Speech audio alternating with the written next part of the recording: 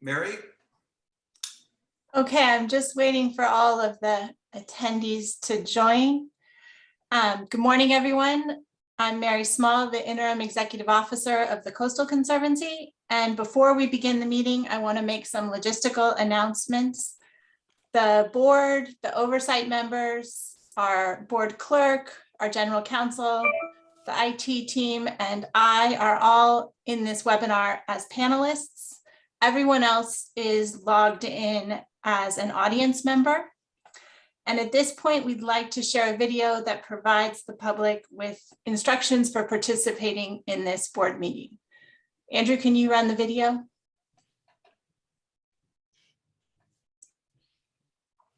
Welcome to the board meeting of the California State Coastal Conservancy. Due to COVID-19, this meeting will be conducted over Zoom teleconference pursuant to the provisions of Governor's Executive Order N-2920. The chair will call upon board members, presenters, staff, and other speakers by name and ask that they speak clearly and state their names before giving comments. If you do not wish to state your name, you are not required to do so. The Conservancy will take public comments on each agenda item prior to taking action on or completing discussion of that item.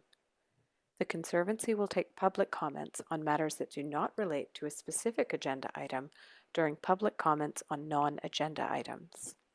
If you wish to comment on a consent calendar item, please raise your hand when the chair announces the consent calendar.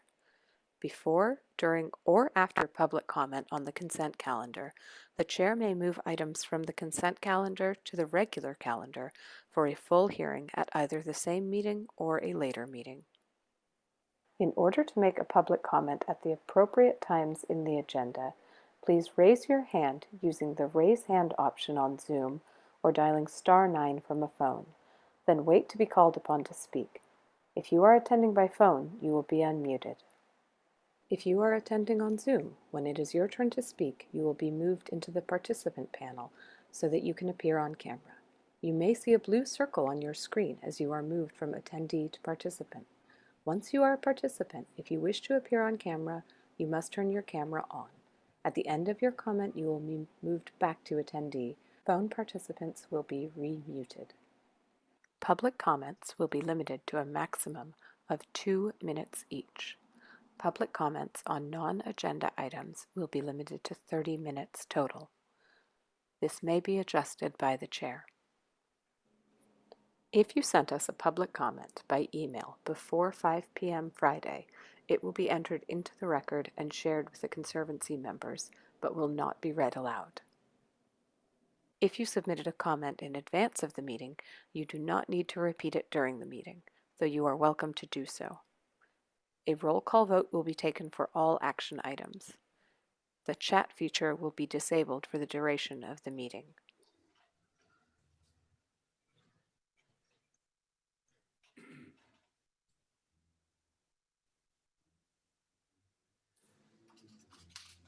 Thank you. We will remind people of these instructions throughout the meeting, and we thank the public for continuing to be patient with us as we work through Zoom meetings. If you need assistance during the meeting, you can always email publiccomments@scc.ca.gov. Doug, I think that Anne's internet just crashed, so if it's all right, I can go ahead and call the roll. Okay. Okay, Ms. Nodoff? Here. Ms. Lachlan? Here. Mr. Cash? Here. Ms. Gutierrez Crowded? Ms. Miller? Here. Mr. Aliotto? Here. Chairman Bosco? Here. Okay, we have a quorum. Great. All right. My name is Doug Bosco. I chair the Conservancy, and I'd like to take the opportunity to introduce the wonderful people that I have the honor to serve with. First, Annie Nodoff, who is appointed by the Senate. Then Linda Lachlan, who is the Public Access Program Manager for the Coastal Commission. Brian Cash, longtime member of our group who represents the Secretary for Resources. Gail Miller, who represents the Department of Finance. Joseph Paliotto, who was appointed by the governor. Amy Roach, who's our counsel. And I am especially grateful to have with us our oversight member, Senator John Laird. And Senator Laird, I know you have a busy schedule today. We'd love to hear from you if you'd like to say a few words. Thank you, Mr. Chairman. And it's a pleasure to be here. And actually, this is my third tour of duty with the Conservancy because I was an oversight member for most of my service in the Assembly. I was Resources Secretary for 8 years, and Brian Cash represented me for part of that period. It's great to see him, and here I am again. And I have always valued what the Conservancy has done on a statewide basis. And when struggle to ban single-use plastic bags was happening, the Conservancy did a statewide EIR so local governments didn't have to do that environmental work. There were studies on agriculture that really helped with individual projects along the coast. And I have a very long stretch of coastline in my district, Santa Cruz, Monterey, and San Luis Obispo counties. And there are no shortage of issues. You have a North Coast Santa Cruz issue on the agenda today. In Monterey County, we're working really hard to try to land a plane on the Big Sur Trail. In San Luis Obispo County, there's still a commitment that's 20 years old to have a trail across the Hearst Ranch easement, and the Diablo Canyon lands are going to be available for conservation and many issues, and we really want to work on that. This year in the budget, I managed to deliver money for the Point Sur Lighthouse to get the road fixed up to it. And in a late breaking one, managed to get $1 million in for Garapata State Park trails in northern Big Sur that I know has been an interest of the Conservancy. And so I just look forward to working together. I know Angela Chestnut, my district director, is on, and also Kara Woodruff, who works out of my San Luis Obispo office and at one point worked for the American Land Conservancy and has a real background in land conservation. Will be doing primary staff work with the Conservancy. So thanks for letting me say a few words. I apologize for having to go in a few minutes, but I'm really looking forward to working together. Thank you, Senator Laird. It's always been a great pleasure working with you. And of course, we did quite a bit of work with you when you were secretary, and all of it very positive. Appreciate you taking the time to be here. All right, we'll go ahead. As the board members know, if you want to make a motion or a second, just try to get my attention and we'll do that. The first item of business is approval of the minutes of our May 27th meeting. I hear a motion that we approve the minutes. I move we approve the minutes. Not off moves. Mr. Cash, do you want to second that? All right, please call the roll. Well, Mary, can you call the roll? Anne's really gone. back. Anne's back. Oh, Anne's back, all right. Anne, will you call the roll, please?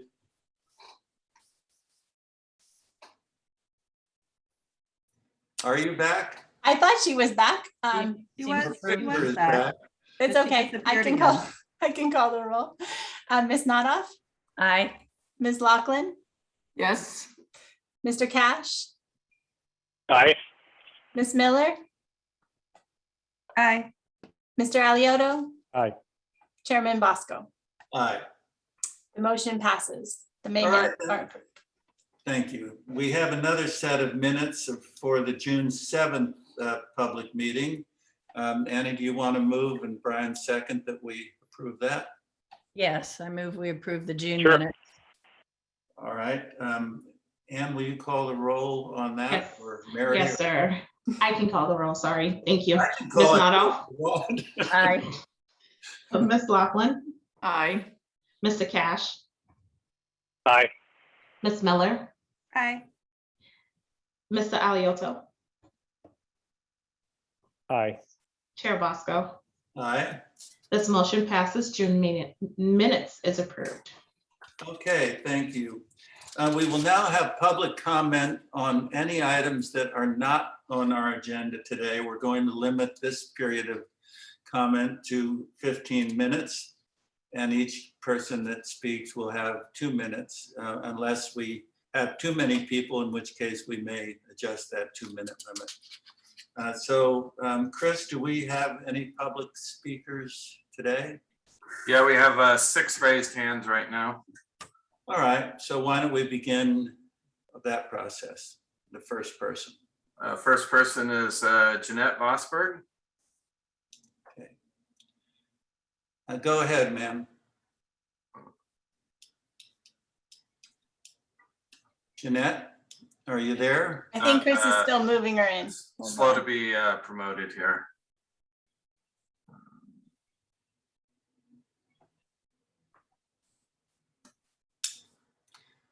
Okay. Go ahead, Jeanette.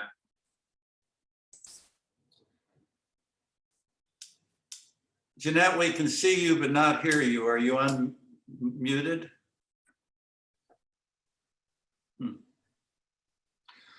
Well, I'm unmuted. I'm unmuted.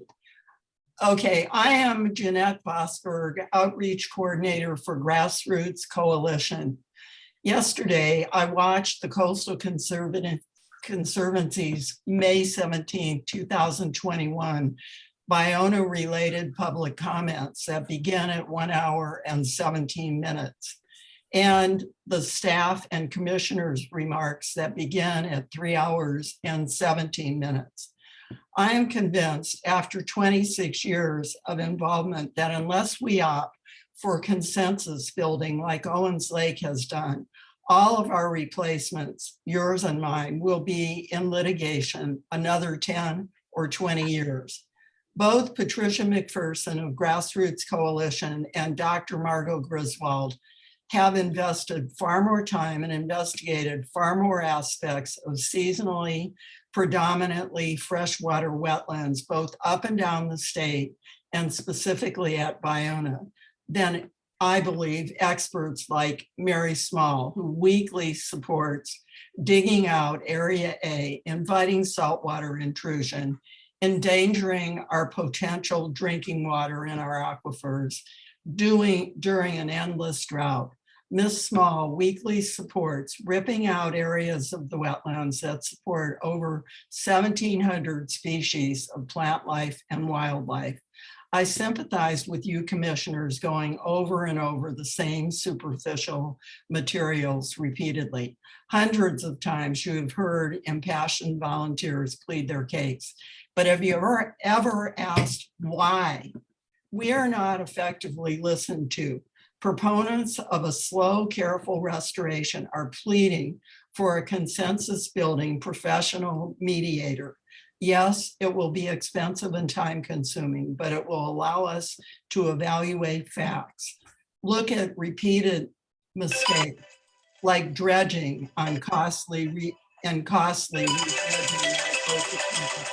Okay, ma'am, your time is up and thank you for your comment. Thank you very much. Okay, who's the next speaker, please? Next speaker is Walter Lamb. Okay, Mr. Lamb, go ahead.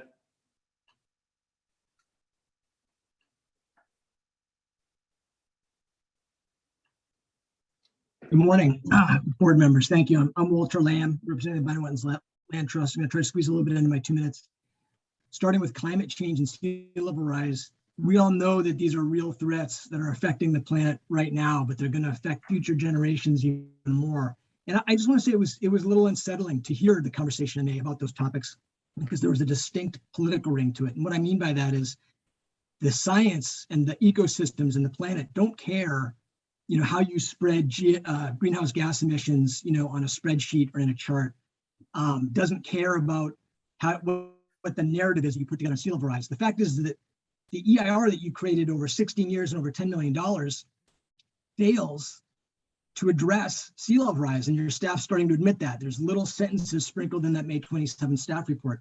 And so just as a parent, I'm asking you to focus on those issues, not from a political talking point perspective, but work with us. We can look at those maps together and we're going to agree that they show the virtual disappearance of salt marsh over time. And more importantly, that as soon as the levees get knocked out, I don't love the levees. I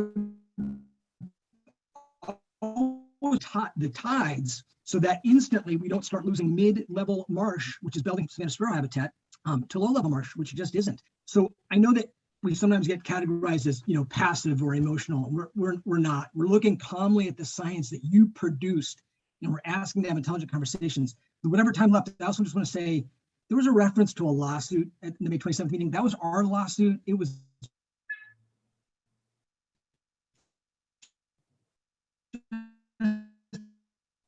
Okay, we're having some sort of transmission. badly meant to enter.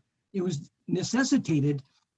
The little bit of the project that we opposed was the chopping down of mature trees that have been around for 30 years that host native species, including barn owl, and for which there was no coastal development permit. That's why we sued, and that's why a judge gave us a preliminary injunction. I'll leave it there, but let's have better conversations. Thank you. Thank you, Mr. Lamb. Okay, who's next, Chris? Next is Marcia Hanscom. All right. Go ahead, Ms. Hanson. Honorable Governing Board members, Marcia Hanscom, I'm here speaking on behalf of the Sierra Club. When I first became acquainted with the Coastal Conservancy, it was when I chaired the Preserve Bolsa Chica Task Force for the club nearly 30 years ago.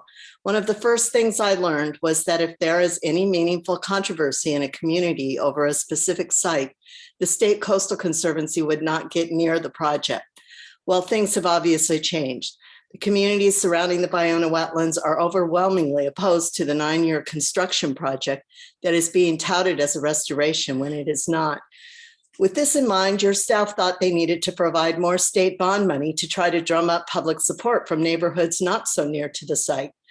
Well, this summer, when Genesis Butler and her family learned about the $500,000 you had approved to try to persuade people like her to support this destructive project, she decided to get involved. Genesis Butler is a 14-year-old climate activist and animal lover, and she joined our movement to stop the Ballona project that some bureaucrats call a restoration, but even some state officials have admitted it is not. Genesis Butler is Apache, African-American, and Latina. She is the great-grandchild of Cesar Chavez. Genesis at 14 can easily see the folly of supporting bulldozers and other industrial machinery from coming into a fragile state ecological reserve and obliterating habitat that nature has been restoring on her own. Nearly everyone we talk to can see it. Why can't those in the bureaucracy see it? Genesis headlined a news media conference at Ballona this summer, and she joins us in the message I bring you today. Please stop supporting this ecologically devastating project and push the reset button. Bring in a skilled facilitator and start with number 1 of the gentle restoration alternative. Bring in some indigenous wisdom to the question of what is best for Ballona. Thank you. Thank you, Ms. Hanscom. All right, Chris, next speaker, please. Next speaker is Chris Kuhn.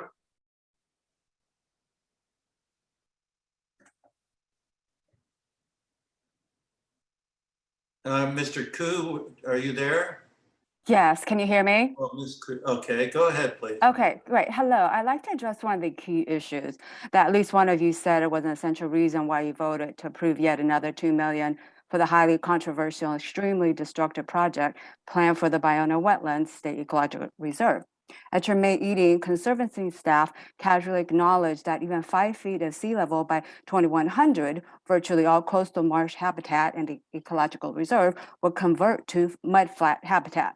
This is a huge red flag to anyone who understands the unique and fragile habitat balance in the wetlands that support numerous marsh-dependent species. It's just beyond insanity that we actually have a certified environmental impact report for this project, which has taken so long and cost so much money, which expressly maps out the almost complete loss of coastal marsh habitat. I mean, I know this can be hard to believe, but something this substantial slipped through the cracks, but it did. Please check this, because the project was designed by civil engineering consultants with only a superficial understanding of the unique ecology of this site. They cut and paste data from various scientific literature into their analysis, but didn't understand it fully enough to notice that their own habitat projection maps were actually illustrating the disappearance of the wetlands the project is supposed to protect. And likewise, your staff claimed that the designs for the Bionut wetlands were consistent with their regional strategy document. They are not. Please, please, please, someone check this. Up and down the coast, project designed to address sea level rise focus on raising elevation by bringing in more additional soil. And this is the opposite of what is happening to this proposed plan for Biona. In the May staff report, it was said that they will use sediments to increase elevation. It's not a substitute for full analysis that needed to be in the EIR. We respectfully request that you not treat sea level rise as just another, political talking point, but please check this and check the science and commit yourself to understanding what sea level rise, what it means. And please update the public on what's happening with the board meetings. We would love to know that for future meetings. Thank you. Thank you, Ms. Kuhn. All right, Chris, next speaker, please. Next speaker is Lisa Levinson.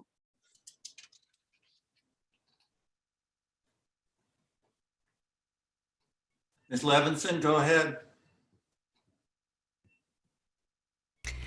Thank you, honorable governing board members. I'm Lisa Levinson with In Defense of Animals, with 250,000 supporters who are concerned that the well-being of wild animals is being ignored by the agencies pushing the project at Biona wetlands.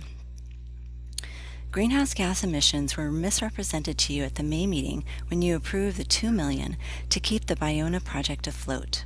If we don't get the greenhouse gas emissions under control, many wild animal species will suffer and go extinct.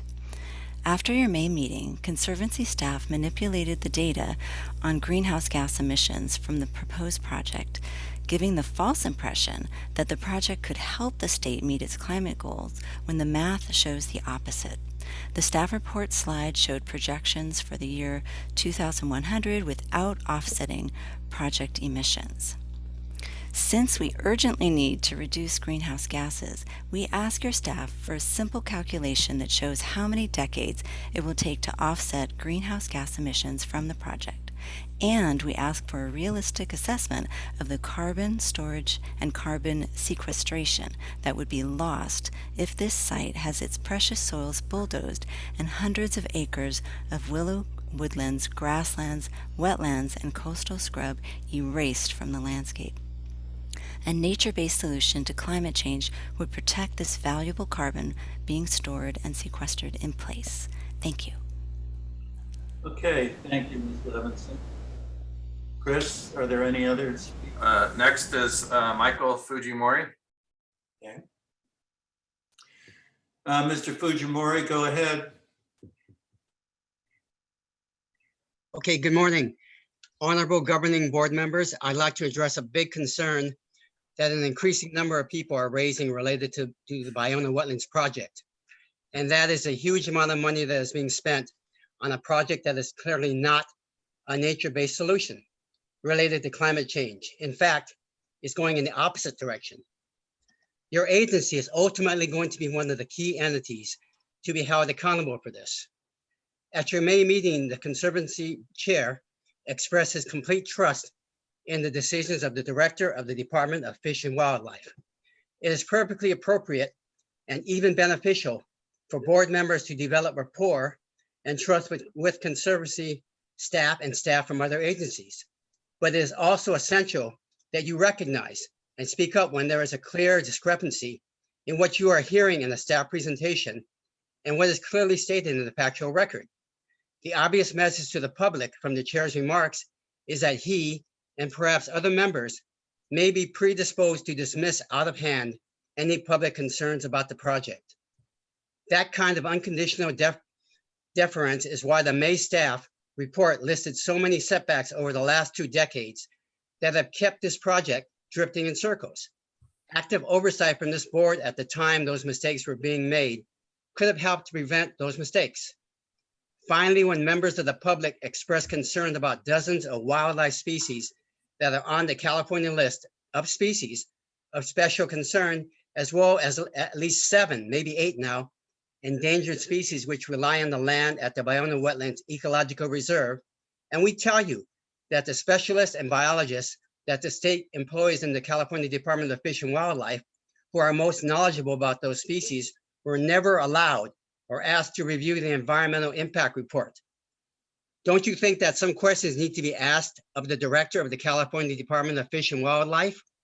I think he has quite a lot to answer for, and his flippant, absolutely responses to your questions at the May meeting without sufficient scientific effort does not support staff's contention that this is a scientifically sound project. It is not. Please stop funding this project. Please start asking even more questions than you have already. And please listen to the public, a public that overwhelmingly understands that you don't destroy a village to save it. Some people learn that lesson. Fujimori, your time is up. Andrew, yeah, thank you. Let's go to the next speaker. Thank you. All right, next speaker. Next speaker is Marge Griswold. Hello, board, and thank you for allowing me to speak. I'm Marge Griswold, restoration ecologist, and also board member of Los Angeles Audubon Society. We have one of the oldest educational programs at Ballona Ecological Reserve. And I'd like to speak today about sea level rise because it was brought up in that May meeting. There are so many inconsistencies I could speak about, but this one's especially important because Director Bonham was asked a specific question, and Commissioner Alioto, who read the final EIR, it's excusable that they missed the comparison of the no project and sea level rise because it was buried in an appendix B7 in the final EIR and in the draft EIR. And what that comparison would show you is that there's far more damage being done by sea level rise from the project than if we have no project. And I would add that the no project for this EIR has been confused because there is no management plan for the Ballona Ecological Reserve, which you could bring up with Director Bonham and California Department of Fish and Wildlife. So how can you know what the no project is if there's no management plan without the project? But just understand that we would lose, as other speakers have alluded to, much faster if there's no project. We will maintain the bird habitat, important, threatened, and endangered bird habitat. By 2030, we'll lose entirely the salt pan for migrating waterfowl. And I would say we need. Okay, Ms. Griswold. Thank you. All right. Okay, next speaker is a call-in attendee with the last 4 digits of 3779. You can speak now.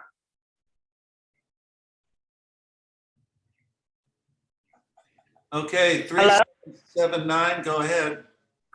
Hello, hi, yes, this is Eliza Abram. Good morning, honorable governing board members. At your May meeting, there was considerable discussion and apparent consensus on the need for safe, ecologically responsible access to more areas of the ecological reserve for the purpose of nature education, passive nature appreciation, and stewardship. If we don't teach the people in Los Angeles and beyond the value and wonder of beautiful wildlife like we have at the Ballona wetlands, we are missing the boat completely. Yet another 4 months has passed without any communication to the public regarding progress towards this goal, without any accountability or sense of urgency. 4 months quickly became 8 months, then a year, then 5 years, and then 10 years. This is why kids who were 8 years old when this land was publicly acquired in 2003 are now raising families of their own and still have extremely limited access to this public resource.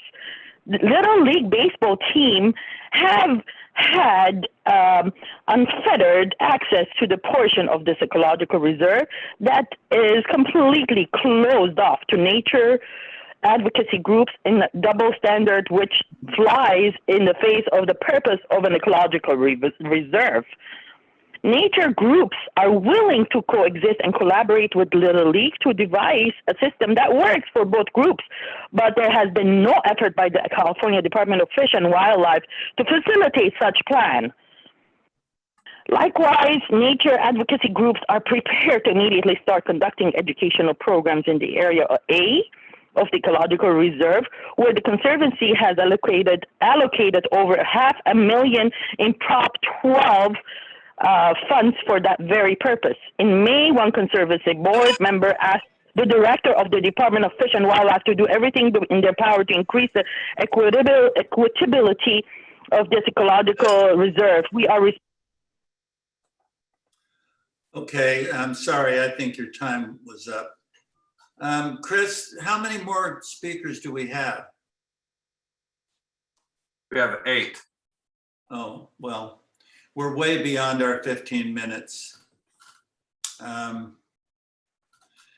why don't we proceed on with each speaker having 1 minute?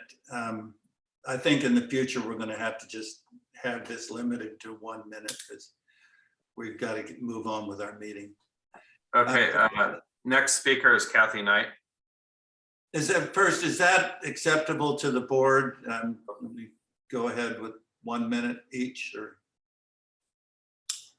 anybody object? All right, let's go ahead. Well, I just want to note, I would note that some of, we've heard this input and we've received some written input too. So we are certainly receiving lots of input on this issue. Chair, I would just say I have no objection to the public continuing their comments at 2 minutes. If we have 8 extra speakers, we're talking about 8 extra minutes total. If the number of speakers increases dramatically, maybe I would have a different view, but I have no objection to them continuing with 2 minutes. Well, it does seem to be increasing as we go. That's my concern, because especially on this topic, we have found that we can go hours on this time. But I would support 2 minutes as well. All right, let's go ahead then with 2 minutes. Go ahead, Kathy. Yes, I'm Kathy Knight. I'm with the Baiona Ecosystem Education Project, and I will make my talk very short for you. I just wanted to tell you that we support the comments by Grassroots Coalition and the Sierra Club and the Baiona Wetlands Land Trust. I won't review them all, but we support those comments. We want you to know that. And that this is a very rare coastal freshwater seasonal wetland. There aren't that many left on the coast. So it's really, really important to save it. And these groups have been working for, some of them have been working for 30 years to save this land. So we know a lot of what's going on there. And that some of the work that was done is the reason that this land was saved. The Grassroots Coalition exposed the gas issue at Playa Vista and all, and saved half more than most of the land west of Lincoln because of that. So they have a good background in terms of research. And I ask you to please support the process that was done at Owens Lake, that Marge Griswold knows a lot about that, where people sat down, and it took a while, but they sat down both sides and worked out a solution. There's a scientific solution. I think we need something like that. And thank you very much. All right, thank you, Chris. Could we have the next speaker? Yes, it's Mary Beth Troutwine.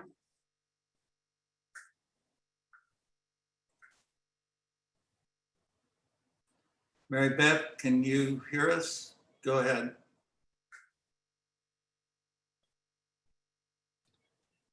Hello? Hi, great. Sorry about that. Hi, my name is Mary Beth Troutwine. I'm a volunteer with Protect Playa Now in the Playa del Rey area.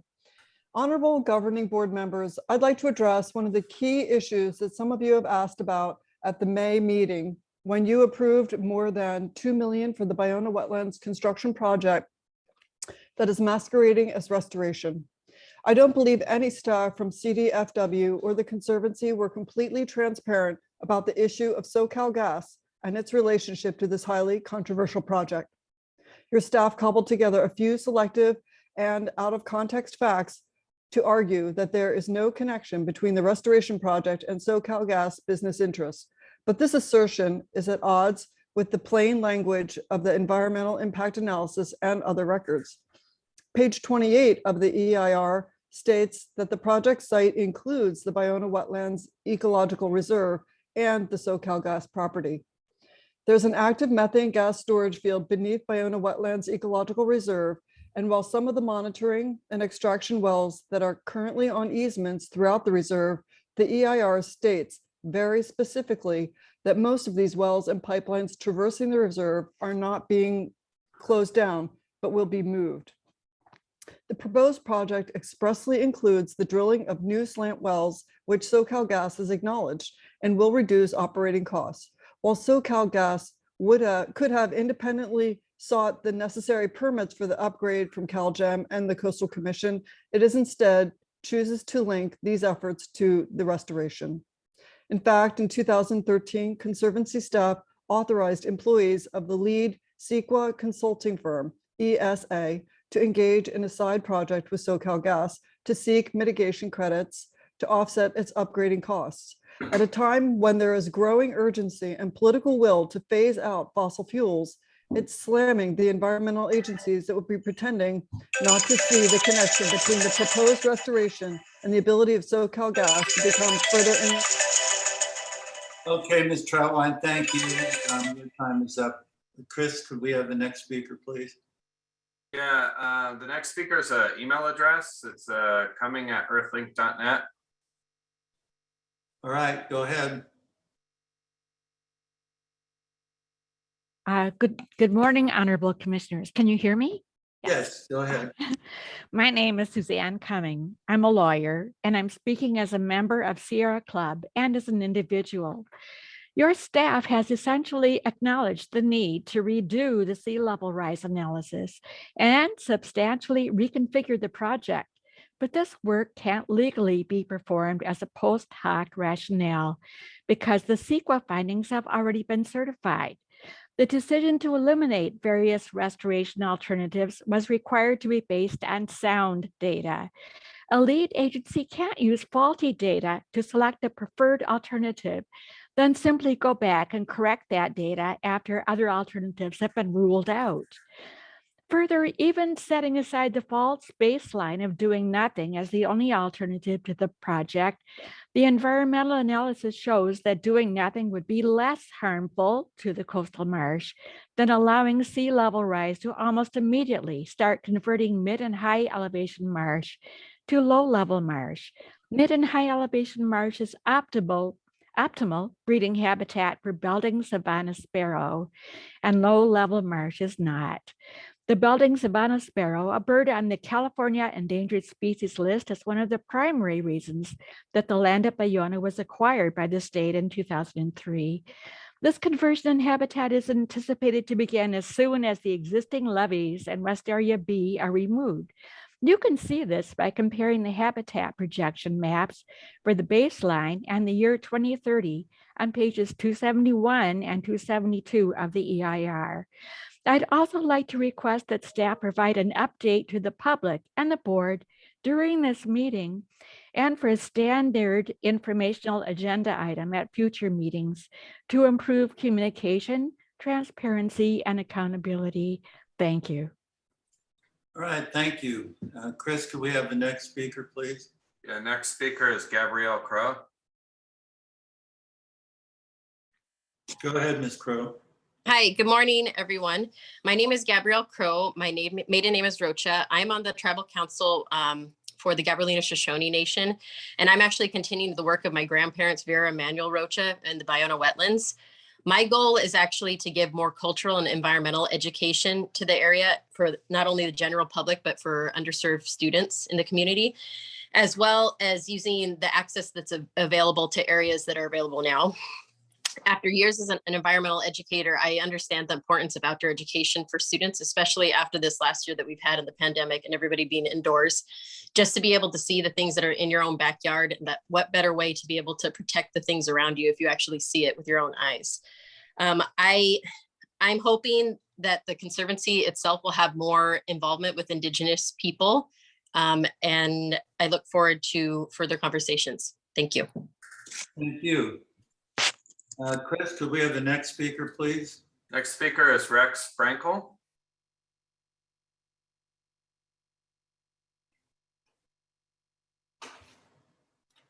Mr. Frankel, are you there? Go ahead, Rex.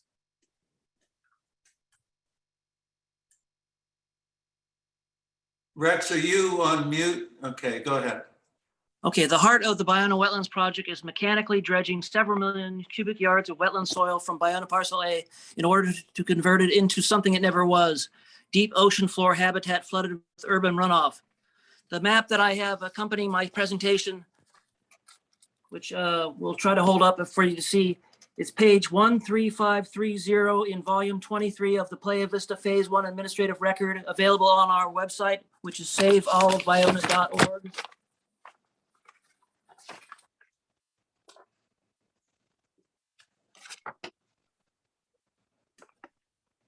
You can see the yellow on the map. The yellow is the area that the Playa Vista archaeological team in 1991 determined after scientific study was not fill. Unlike CDFW, which claims that parcel A is all fill, doesn't indicate that. In fact, those documents that CDFW relies upon are embargoed from public view for some reason. The 57 acres in the relatively undisturbed in the center of parcel A contains pickleweed wetlands and it deserves unique natural habitat that they are. They should not be bulldozed. I challenge CDFW's claim that parcel A is valuable only if bulldozed. Thank you. All right, thank you. Chris, could we have the next speaker, please? Yeah, next speaker is Robert Jan Vanderhoek. Okay. Before starting, I'd like to ask if you can hear me okay, because I have some problems with my speaker, but I think maybe, are you having difficulty hearing me? Oh, good. Okay, thank you, Mary. My name is Robert Jan Vanderhoek. My nickname is Roy. I'm a biologist and a geographer with 45 years of public service in state, federal, city, and county governments, all in California. First, it's interesting to come as a speaker just after Gabriella Crow, a Native American indigenous person of a tribal culture here in the area of the Baiona wetlands. And so I want to say also that I'm speaking from her tribal culture's land that is occupied by our Western society and was never ceded to our state or our nation. It's important that she be allowed to have more than 2 minutes, and you were going to reduce her time to 1 minute, because when you have public speakers, you don't know when you might have a native indigenous person of a culture speaking, or if you have a general citizen speaking. And also I thank Ann Nodoff and Joseph Aliotto for speaking up for the 2 minutes to continue, but we need to go a little further and know if an indigenous person is speaking. If the governor was coming to speak to you, you wouldn't tell him he had 1 or 2 minutes because you recognize him as a special situation.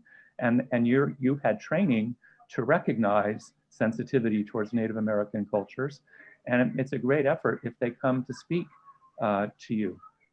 Okay. Speaking of carbon sequestration, briefly, it hasn't been addressed well at all in the EIR, and Mr. Aliotto, you asked very good questions on that, and you got wrong responses from the two people giving you misinformation. a tree, the green leaves sequester carbon, but that's not stored. It will dissolve into the air as the leaves die and not actually have ended up storing any carbon. It's only after the whole season of the leaves is there that you have into the roots that you have storage. And there's a lot stored under the bottom. Okay, thank you. Chris, would you introduce the next speaker, please? Next speaker is Anna Christensen. Okay. Ms. Go ahead, Chris, Anna. go ahead. Okay, I'm up, right? Yes. I am. I'm from the Los Cerritos Wetlands Task Force of Sierra Club. You can pretty much take everything every speaker has said so far to you about the Bologna wetlands and transfer it over to the Los Cerritos wetlands, including an exorbitant amount of money given by this very same Coastal Conservancy for a project that would literally destroy what remains of the Los Cerritos wetlands. Once a 2,500 acre estuary, now reduced to 500 acres, somewhat degraded, but still providing a lot of wildlife habitat.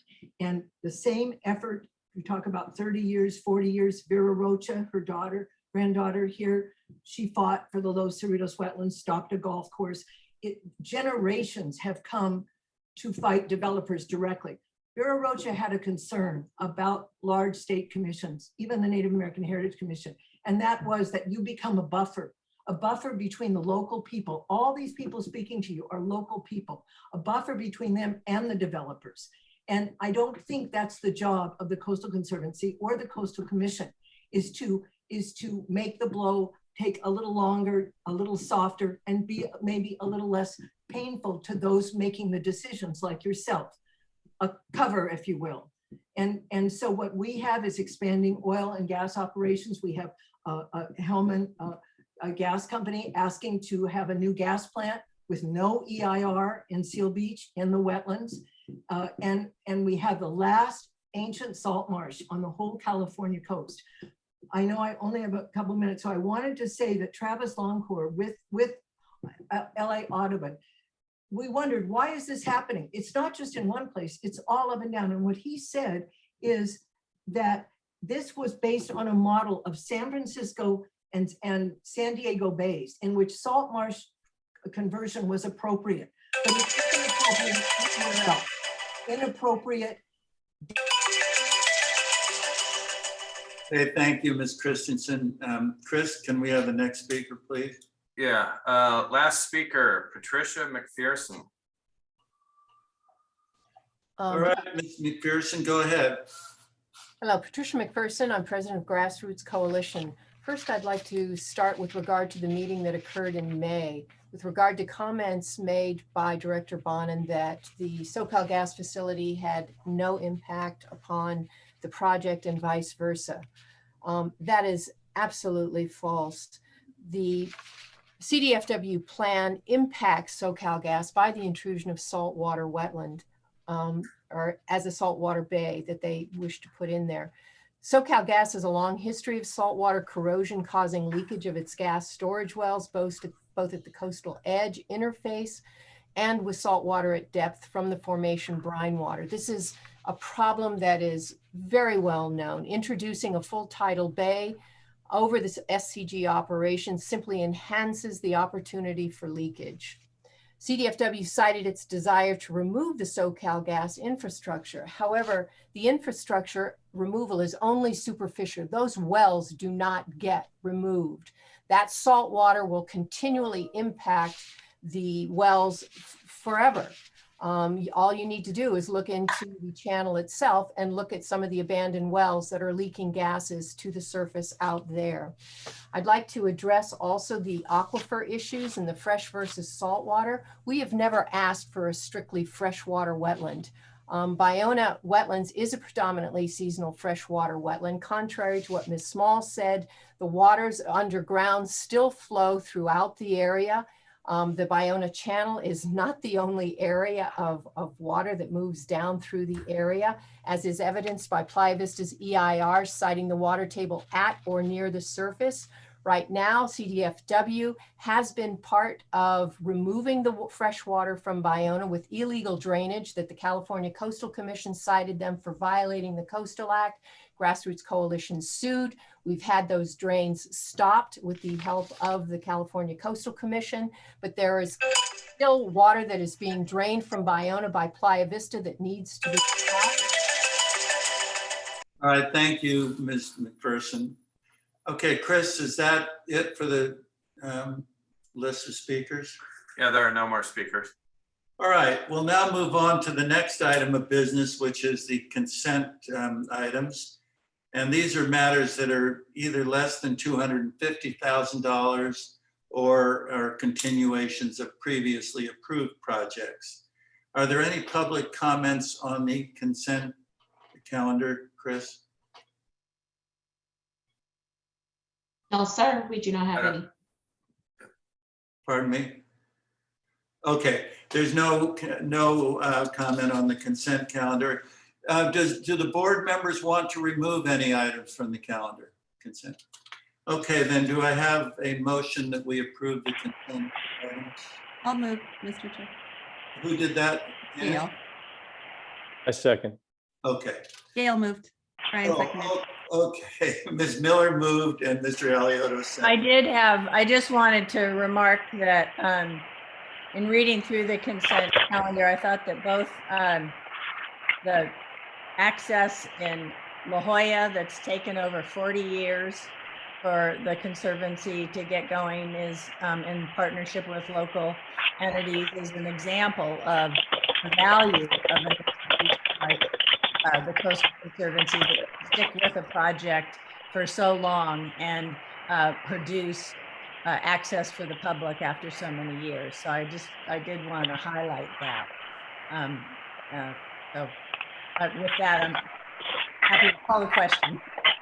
Oh, thank you. Will you please call the roll, Ann? Yes, sir. Ms. Notoff? Aye. Ms. Laughlin? Aye. Mr. Cash? Aye. Ms. Miller? Aye. Mr. Alioto? Aye. Chair Bosco? Aye. This motion passes. Agenda number 5 is approved. Thank you. We now move on to the Executive Officer Hiring Subcommittee report, which Ms. Notoff and Mr. Cash have served for us. Would either or both of you like to handle that now? Brian, do you want to start? Sure. We've had a really good group of applicants that came in, and we've done a first pass through with Annie and I, and with Joanna Collins, who's the head of HR for the Coastal Conservancy.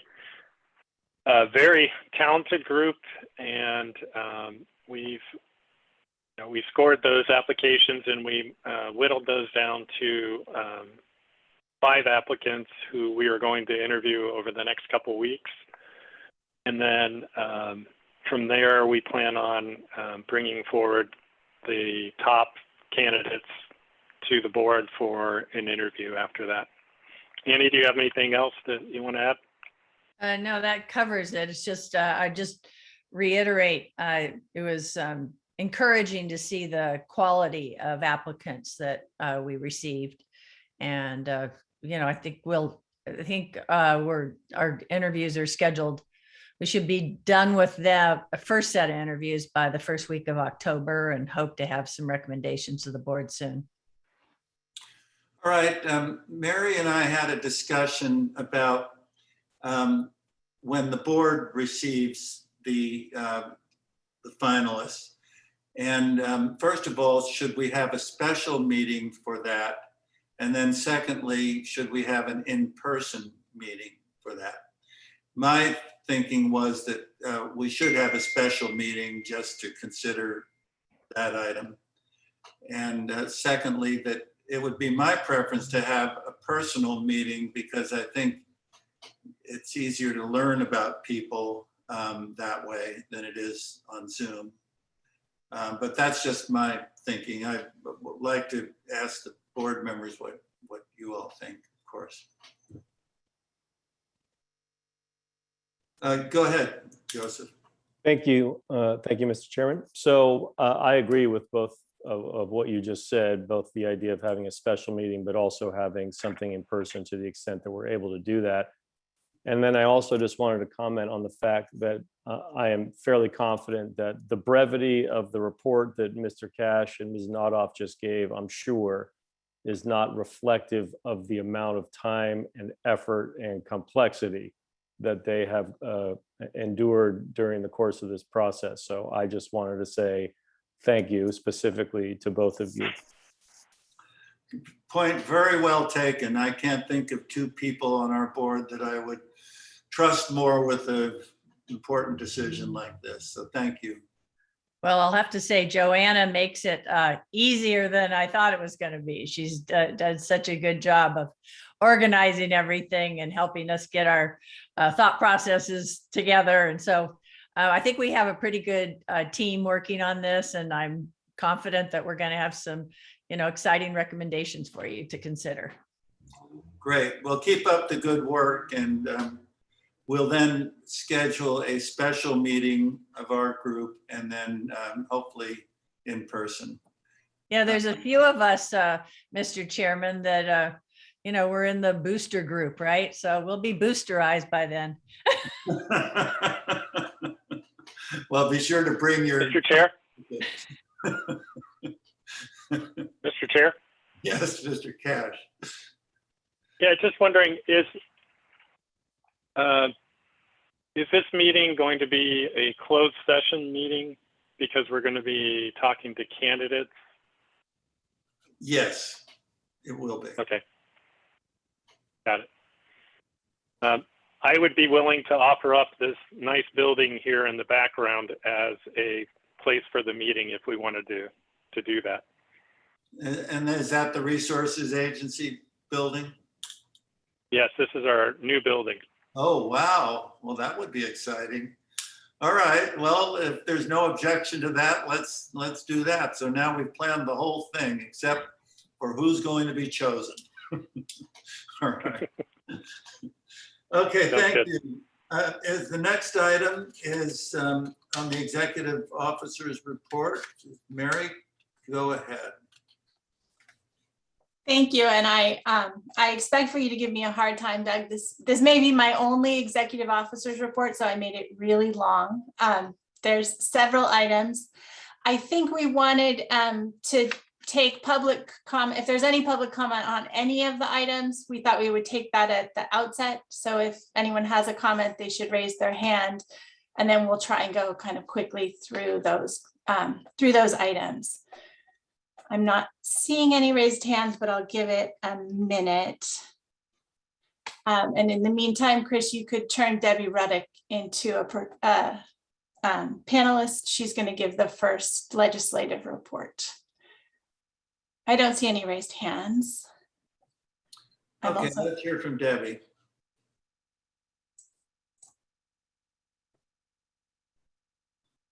Debbie, you're on mute right now. Okay, yeah. Deborah, can you hear us? You're still muted, Deborah. Go ahead. There we go. Good morning, everybody. Morning. I'm going to be brief because you have lots of EO reports and lots of items on your agenda. So I'll just start by pointing out that there's a deadline coming up for the governor to sign and veto bills, and that's about 2.5 weeks away on October 10th. As for the bills that you see in this report, all of them are still in the enrolled and on the governor's desk phase, with the exception of AB 361, which was an urgency measure to allow state agencies and local public agencies to continue to meet remotely during the COVID emergency under specified conditions. I'll just summarize.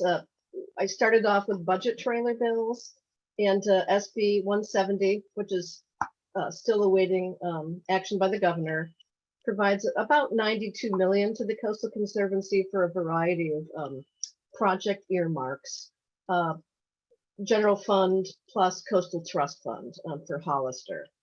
Lots of them there. You can see them on my report.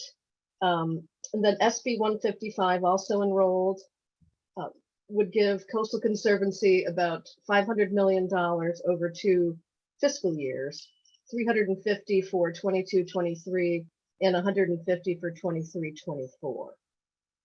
The only other bill I would call your attention to was SB 83, which is, represents a significant programmatic addition to the Coastal Conservancy, basically authorizing us to make and service loans to local public agencies for the purposes of preparing for sea level rise. And then I'll just open it up to any questions you might have. Are there any questions for Deborah?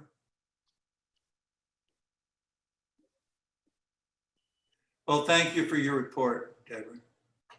Have a great meeting. Go ahead. It's you're on the floor, Mary, not me. Go. Oh, no, that's all right. I was just going to note that it's really good to see that the legislature and the administration are taking sea level rise and climate adaptation seriously in this budget. It's really quite impressive to see that with the California budget, good numbers this year, that good purposes are being put to good use. So I hope those get signed. It's also really a credit to our group, I think, that they have entrusted us so heavily with this. Deborah, I understand that we're going to also inherit a significant amount of work with the Great Redwood Trail that Senator McGuire is pushing. And I don't know if that's happened yet or if it's just going to happen, but he intends to have the Coastal Conservancy play a major role in that. If I can jump in the budget, there is $10 million appropriated to the Conservancy for the Great Redwood Trail to work with that. And I don't know the status of the bill on the Great Redwood Trail Authority, but I think that's also moving forward. So yeah, we're excited about that. I think that does place us in terms of providing the staff for it too, doesn't it? It allows us to support the development of the trail, and then the budget actually gives us some resources to do that. Okay, that'll be interesting. Exciting prospects in the future for us. Okay, Mary, go ahead. Okay, and I will actually also note, we usually give you a financial report at this meeting, but as Brian and Gail can attest, the budget still hasn't been finalized, and so we will give you that financial report in December once we actually know. But I want to echo Annie's comments. It's a really exciting investment by the administration and the legislature in the work that we do. Yeah, go ahead, Brian. I just want to emphasize that point of how historic these investments are. The amount of the different packages that have been approved, both wildfire, the climate, water, and access, is equal. It's about $11 billion, which is equal to the total amount of our whole agency budget over a fiscal year. So it's pretty amazing and historic, the amount of resources that are going in 1 year. So, and I'd like to offer a big thanks to the Department of Finance and Gail for all that they did to make that happen. None of this would be happening without them and their advocacy on our behalf. So, well, great. Thank you. Thanks, Gail. Okay, the next item is consideration of the project selection criteria, and Julian Nesbitt is here to present that. Thank you, Mary. Good morning, board. I'm Julian Nesbitt, representing the Conservancy staff, and staff recommends that we adopt the updated project selection criteria that you can see in Exhibit 1. So staff began the process of updating the criteria back in November of 2020, and that update incorporates recommendations from the JEDI guidelines, so Justice, Equity, Diversity, and Inclusion, that the Conservancy adopted on September 3rd of 2020. And those had to do with meaningful engagement, broad community benefits, and working with California's tribes. And it also incorporates current guidance related to climate change. So in 2021, we presented to the Conservancy at both the March and June 2021 board meetings updated draft criteria. And that draft criteria was posted for public comment on April 1st, with them being due on July 1st. And also during that time, we held 2 webinars to present the draft criteria to stakeholders and general public to answer any questions. And those are on April 16th and on June 21st. So we got a lot of feedback from all over the place. And so public comments are incorporated into that updated criteria. And you can see all of them that is attached in Exhibit 2. And there's also a summary of those comments in Exhibit 3. And then many places, specific language was recommended by the commenters, and those are also incorporated. And other big changes since the draft updated criteria were presented in June were clarifying that tribal consultation criteria requires a good faith effort by applicants. We expanded the discussion of climate change impacts beyond sea level rise to include extreme heat, drought, wildfire. We also added carbon sequestration in the discussion of multiple benefits, and we also renumbered the criteria so that they flow more smoothly. Some commenters also suggested that we edit the objectives to the 5-year strategic plan that the Conservancy has, and we will be updating that plan during 2022, so there'll be opportunities for the public to comment then throughout that process. We'll incorporate those as well as the Conservancy JEDI guidelines also. And we also had some public comments that recommended clear and more measurable criteria with less vague language. But the purpose of the vague language is so that the criteria are broad concepts that can apply to a wide variety of Conservancy projects and can convey the Conservancy's priorities. So where appropriate, grant rounds will be made to have more specific and measurable scoring metrics.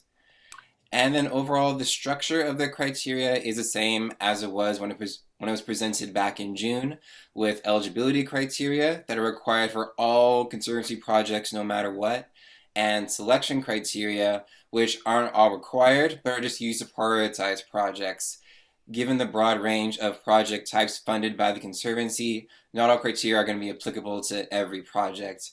So for example, there are land acquisition projects that may have more limited opportunities for early community engagement, for example. Overall, the bullets under each criterion are examples of how a project could meet that criterion, and no project is expected to have all those examples incorporated 100%. So overall, that is our updated project selection criteria after this very long process, and we are confident that will get adopted today, and thank you very much. Well, thank you, Julian. Are there board comments? Oh, and Mary, I'm sorry, you're in charge here, not me. Go ahead. No, that's all right. I think we're looking for any comments from the board. And actually, Amy Roach, is this an action item? Yes. Okay. Could I ask? Mr. Chair, I'll move approval. And I just want to say, in terms of how, I remember being in that room and listening to folks on our JEDI back when we met in person. And it's truly like, I love it when I see things actually being implemented and not spoken about. Like, it's such a happy moment for us just to see the thoughtful way that you've approached this and the way in which I really believe and really to your teams that we're really changing the conversation around how important these issues, the issues of JEDI are, and it's no longer making it sort of a separate issue that we tag along. And I just think the way you've changed the criteria is phenomenal, and it shows a huge amount of work and a commitment.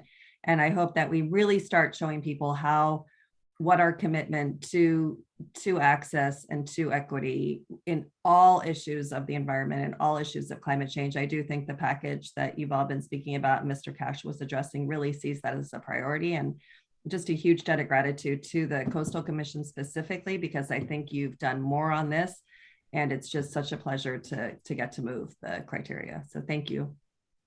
All right, so you're going to move approval? And I'll second. I did want to say I appreciate the focus on more inclusivity on this. I think we're seeing that also with the Explore the Coast grants that are also on the agenda today. And I wanted to highlight the encouraging work of working with tribes more directly and engaging them in both project review and grant application. So it's good direction to see, and let's keep it up. Could I ask a question about CEQA, because I'm not quite sure on the criteria. For projects, especially local projects, is it required that they have already achieved CEQA compliance, or is it like it is now where they kind of move along and eventually get compliance while they're still in the process? It's like it is now. We're not proposing a change, but for you to take action on a project, you have to make a CEQA finding. So if you're funding a construction project, the CEQA needs to be complete. What we do now, right? Which there's no change from our current practice. All right. Well, again, thank you, Julian. Good work. And we appreciate it very much. All right, Ms. Miller moved, Ms. Notoff seconded that we approve this part of the executive officer's report. Ann, will you please call the roll? Before we actually vote, it seems like we have one public comment. Oh, all right. Do we have one public comment? We do. Chris, could you move Teresa in? Yeah, Teresa is moving in now.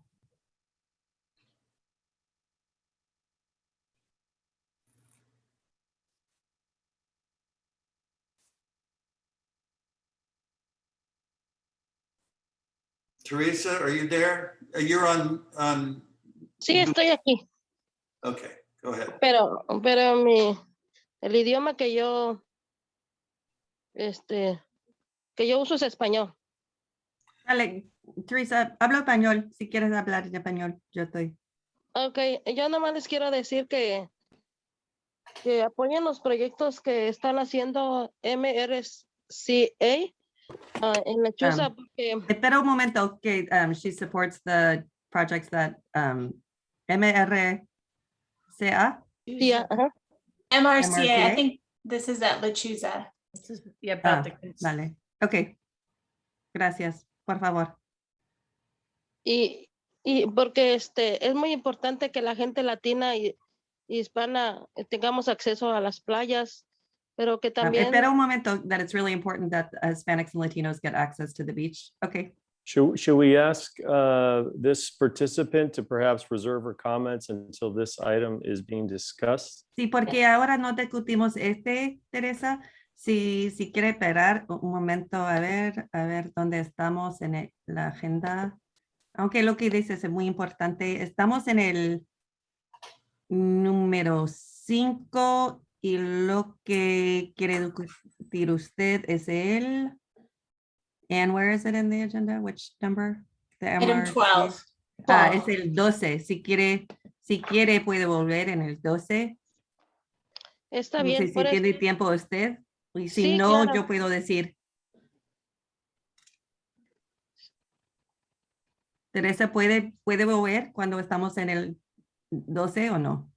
Sí, pero también Ok, la importancia perfecto. pero también la importancia que en estas reuniones haya traducción para nosotros que hablamos español, porque nos interesa estar involucrado en estos proyectos también. Claro, sí, estoy de acuerdo. Pues entonces vuelves en el 12 y ahora le voy a decir todo que necesitamos que trasladamos también. Okay, gracias. Okay, so Teresa will come back, but she did say that it's helpful if all of our proceedings can be translated into Spanish. She'll come back for the number 12, but I think the point is when we're talking about access, if we're really trying to expand access, I think this is a really good point that perhaps we consider having an ability to translate all of our proceedings. Noted, ma'am. Thank you. Okay, Ann, will you please call the roll? Yes, Ms. Notoff, Aye. Ms. Laughlin, Aye. Mr. Cash, Aye. Ms. Miller, Aye. Mr. Alioto, Aye. Chair Bosco. Aye. This motion passed. Agenda item 7B is approved. All right, Mary, go ahead. Great, thank you. Now Amy Hetzel will give us a quick update on our update of the coastal access standards. Great. Thank you, Mary. And I did just want to mention Julian Nesbitt is a Civic Spark Fellow, and he completed his first year and is just coming back for a second year with us. And I'm glad he was able to see it through to the end with the project selection criteria. So, great job, Julian. Well, if his first year is an example, we can only imagine what's going to happen in the second year. Yeah, yeah, we'll see what he accomplishes. It'll be great, I'm sure. And I'm going to be talking about the coastal access project standards, which are somewhat related to the project selection criteria. Our enabling legislation requires that the Conservancy adopt standards to guide agencies in acquiring and developing public access to coastal resources. We have adopted coastal accessway standards. The latest adoption by the board was in 1983. Yeah, they're a little out of date. In fact, they talk about payphones. So I think that it existed before the invention of cell phones. And Coastal Conservancy staff use the coastal access standards in evaluating public access projects that are proposed for funding, and then use them during the management of the public access projects. And Conservancy staff reference the standards in the staff recommendations to the Conservancy board. These new standards that we're proposing are significantly broader than the previous standards, which were focused on coastal access ways and very specific about width of access ways and how often access ways should be located on the coast, for example. The new standards include standards for location, support facilities, serving people with disabilities, serving tribes. They reference our justice, equity, diversity, and inclusion guidelines. There are standards related to protection of cultural and natural resources, as well as hazards, coastal hazards. There's green design standards, standards related to operation and maintenance of public access projects. There is a broader focus on lower cost overnight accommodations beyond just hostels. And then it ends with, of course, being consistent with laws and policies and collaborating among agencies. So we started drafting these new standards about a year ago. We had a Coro fellow helping us at the beginning. Several staff have been involved, and we distributed the draft to all staff. We incorporated their comments.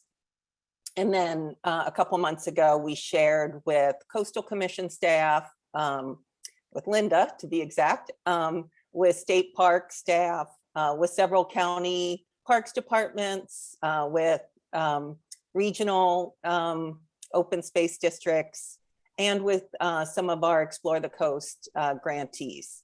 And they all submitted very valuable feedback, which we incorporated. So the public comment period is starting now. We'll go through November 5th. We will revise based on public comments, and then come back to the board in December, hopefully, for potential adoption.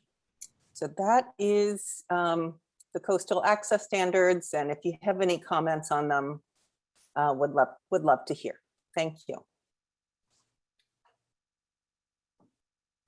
I just had a question in terms of, what kind of response and input you've had so far. This is really cuts to the heart of the Conservancy's work. And kind of, this is the issue that so many people look to the Conservancy to lead on. So I just want to make sure that we're getting broad comments, and if you monitor that and it doesn't look like enough, let's think about how to get get it out to more people. But I'm judging from the kind of applications we're getting for the Explore the Coast work and others, it seems like we've done a pretty good job in the last couple of years of expanding our outreach list, but I'm sure there's always more to do. So just monitor that. Yes, we will do that. And I think, yeah, that's a true statement that we can do, you know, a lot of engagement in these processes, but there's always more to be done. Linda? I just wanted to concur with what Amy said, that we did at a Coastal Commission staff, that would be me, I did review these updates. And I think they really come to the core of what the Conservancy and the Coastal Commission does. So we're really excited to see some, you know, we have to update things every once in a while. In 1983, it is time to update. But I think they look really good, and I think it'll benefit all of us in projects coming forward. So thank you. Great, thank you. The next item is a very quick update that Erica Johnson is going to provide on an upcoming Coastal Stories Grant program. We talked about this in May, and Erica is going to give you an update on that. Thank you. Good morning, Chair Bosco, members of the board, and members of the public. The Coastal Stories Grant Program, just to give a brief reminder, will fund projects that develop and deliver storytelling installations and materials that represent Black, Indigenous, people of color, immigrant, and other voices that have been historically excluded in storytelling on California public lands. So the purpose of the program is to make outdoor spaces and their associated interpretive centers feel more welcoming and inclusive to all Californians. We have since developed a request for proposal and application, which will be released Monday, October 25th. A public information workshop will be held online November 16th during the lunch hour, and the workshop will be recorded and posted online as well. We are highly encouraging partnerships between community-based organizations, tribes, landowners, and other organizations who have experience elevating BIPOC voices.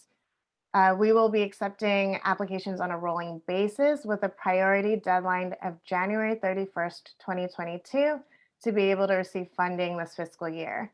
All of this information will be provided in the request for proposal when it's released October 25th, and we hope to see the first projects go to the board next spring. Thank you. Thank you, Erica. Does the board have any questions about this? Okay, the next item is a quick update on a proposed endless summer license plate. This is just an informational item. The Coastal Conservancy was approached by Bruce Brown Films about partnering on creating a California specialty license plate with the image of the endless summer. There was a sample of the proposed plate in my memo. Bruce Brown Films is offering to work with the DMV, market the plate, and collect the required 7,500 pre-sale applications. They would receive 20% of the net proceeds going forward from the plate for marketing and promotion of the plate. The Conservancy would create an endless summer coastal access program as required by the DMV and would receive 80% of the net proceeds for that program. The Conservancy board would, of course, review and approve any grants funded by the proceeds of that plate. So this is just an informational item, and I'm happy to answer any questions from the board. Wouldn't it be competing with the whale tail, and how would that interact with that? And I thought there was a moratorium on new license plates, that the California Highway Patrol didn't want to read any more diverse license plates. Has that changed? That has changed, and the DMV has approved this proposed design. We certainly don't want to take away from the whale tail, but I would say that there have been a number of other specialty plates introduced, and there are several in the works. And I don't know that they necessarily directly compete. I think the goal is to get more, is just to make the pie bigger. Does the That's true. We're working on a couple, Annie, at the agency, and the idea is to try to grow the pie and not, cannibalize plates that are already out there. Okay. I feel like the whale tail is kind of the coastal symbol, so. Well, I think I would say we welcome all the plates that bring in funding for coastal. I remember when the summers were endless, but now they seem to go by just in a flash. I don't know. I think the extreme heat makes them more endless. Yeah, no, I think there's a lot of controversy on license plates. It's not off, as you remember, in the legislature. They can be hard to get through. Yes. Is this the Stern bill that got this one? Yeah. Yeah, I think so. Senator Stern had a bill about this. This is a sort of is the same initiative, but absent legislation. And it's basically Bruce Brown Films offering to do the work with DMV to get it approved. All the ones that we're working on at the agency and in other agencies are through the existing process without legislation needed. Understood. Thank you. Okay, the next item, I want to introduce Brenda Buxton, and I want to embarrass Brenda for a moment. This will be Brenda's last board meeting. She has announced that she's going to retire this fall. Brenda has worked at the Coastal Conservancy for a very long time and leaves a legacy of accomplishments. I don't think that San Francisco Bay would be, that the restoration that has occurred and is about to break ground would have happened without Brenda. And I'm sure that this is the perfect capstone of your career to talk about the integrated regional water management plan. Yeah, maybe not. Thank you, Mary. Wow, that was very sweet. And I'm feeling a little emotional. So give me a sec. All right, on to more mundane business. Since 2006, the Conservancy has worked with Bay Area water agencies and the Department of Water Resources on the Integrated Regional Watershed Management Program, which seeks to improve the water infrastructure and natural resources of the Bay Area. In order to participate in this program and receive grant funds from DWR, each agency must adopt an IRWIN plan, the IRWIN plan for the Bay Area. The Conservancy last adopted the plan in 2014. At the time, future adoptions were delegated to the executive officer, provided that the future updates did not have any substantial changes, and the board was notified of this finding. Changes to the 2014 plan are largely focused on identifying and addressing climate change impacts to Bay Area and finding ways to work with traditionally overlooked communities.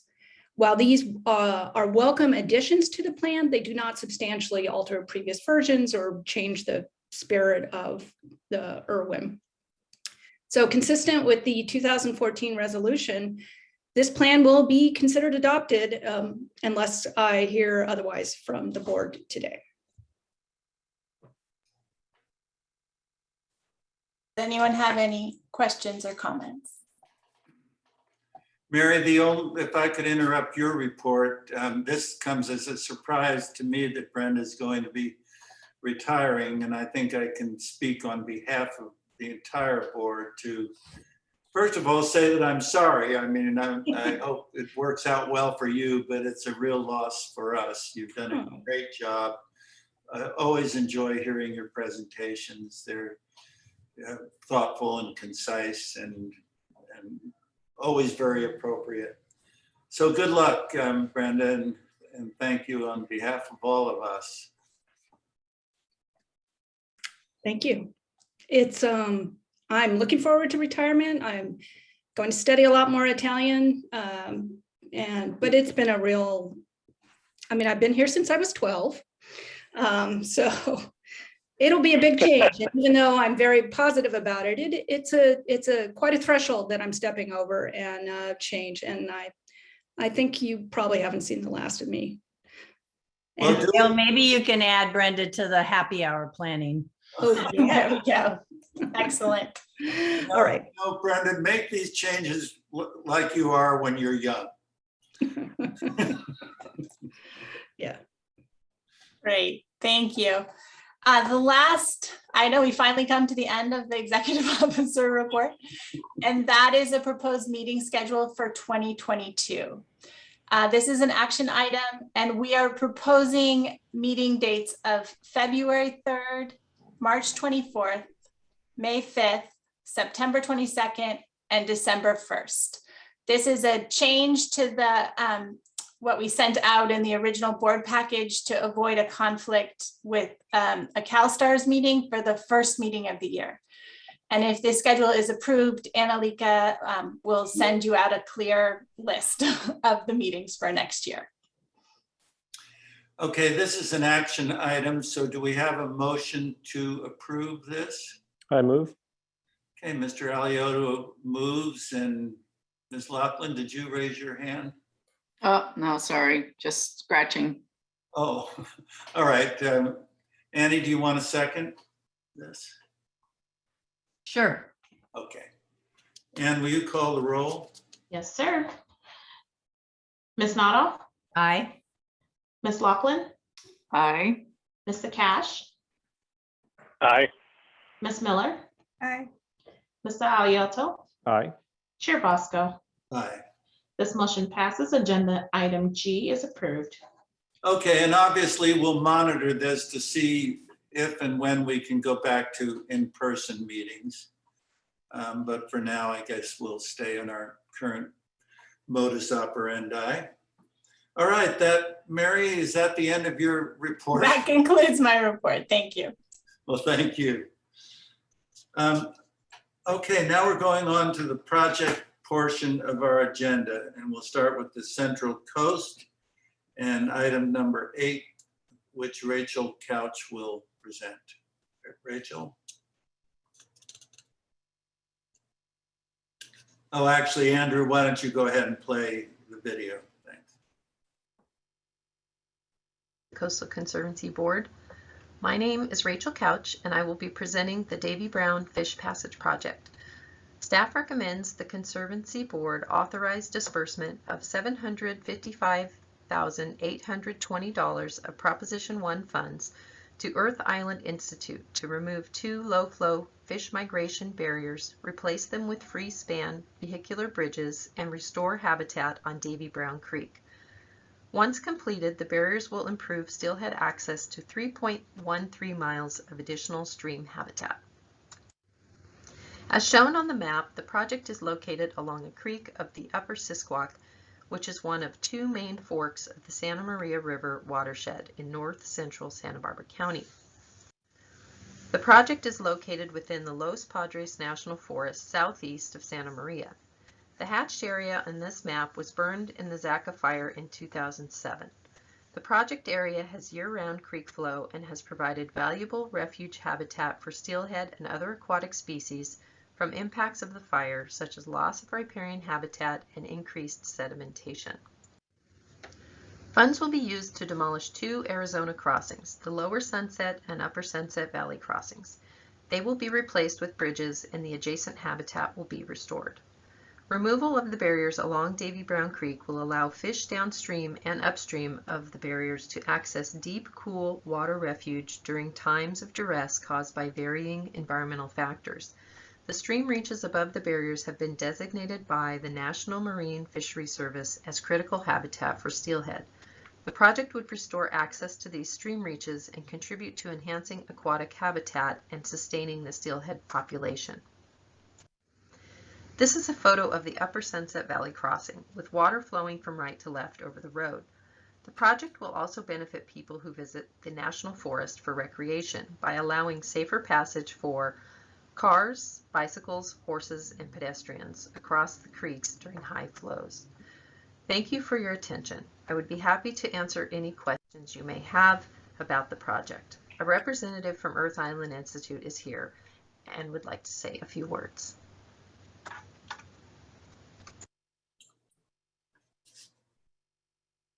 Okay, then can we have the few words from, I'm sorry, I didn't catch who it would be. Hi, good afternoon, Chair. My name is Mauricio Gomez, Project Director with Earth Island Institute, heading South Coast Habitat Restoration. Thank you and board for the opportunity to present a few words. Just wanted to say this project has been one that I've been working on for a little over 15 years, and it's been one that over the years we've had a lot of different partners, all with a common goal, beginning with the Forest Service as a landholder of the property. And we've had many different staff from the Forest Service work on the project and support our efforts to get to the point where we are today. I'm happy to report to you all that the project actually started last month with funding we have with the National Fish and Wildlife Foundation, as well as the California Department of Fish and Wildlife. And those funds have allowed us to start the project, and with the additional funds that we are hoping that the Conservancy approves, we will be able to continue the project and complete it in order to improve fish passage opportunities for the federally endangered steelhead trout. And I'm happy to answer any questions that you all may have of the project. And if you're ever in the region and wanted to take a look at the site, please get a hold of me, and I'm sure Rachel and I would be happy to take you out to the project site. Thank you very much. Well, that's a nice offer. Are there any questions? Quick question, Mr. Chair. I'm just curious. I haven't heard the term an Arizona bridge. Is that something that is effectively just a flow over a lowered road? That is correct, Board Member Alito. And it's Arizona crossing. Sorry, and it's commonly used, that word Arizona crossing, with a low flow crossing or a concrete ford. Great. Thank you. Boy, 15 years seems like a long time to be working on this project. Congratulations. Well, thank you. And we've also been working on other projects, and during that time we've been lucky to be supported by funding from the Conservancy, and working with Central Coast staff. Trish Chapman and Rachel Couch has been great over the years, and we hope to continue that relationship into the future. Yeah, congratulations on your perseverance, Mr. Gomez. That's fabulous. Yeah.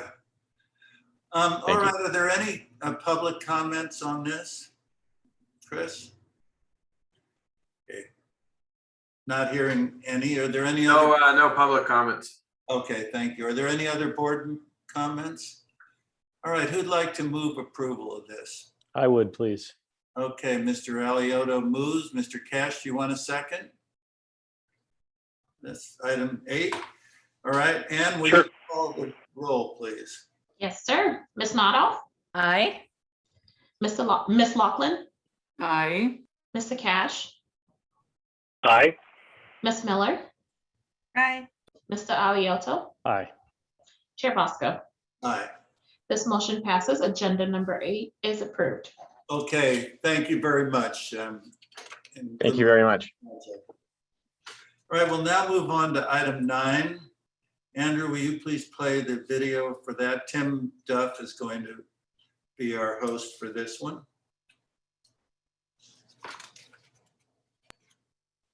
Is Tim Duff. This item recommends that the Conservancy provide an $825,000 grant to the Land Conservancy of San Luis Obispo County for the acquisition of 3 conservation easements on the 7,681 acre Adier Ranch in northern San Luis Obispo County for the purposes of habitat protection, preservation of agriculture and open space, and protection of water supply and water quality. Protecting the ranch with conservation easements will directly benefit water quality, water supply, flood protection, and steelhead habitat in the Salinas River watershed, which includes the Lake Nacimiento Reservoir. The reservoir accounts for over 60% of the total water that annually drains to the Salinas River system. As shown in red on this exhibit, the ranch shares its western boundary with the 82,000 acre Hearst Ranch. Situated along the upper reaches of the Nacimiento Reservoir, it has a major influence on the quality and quantity of water entering the reservoir. Owned and operated by the Monterey County Water Resources Agency, the reservoir serves a variety of needs throughout both Monterey and San Luis Obispo counties, including flood protection, groundwater recharge, agricultural irrigation, and a source of drinking water.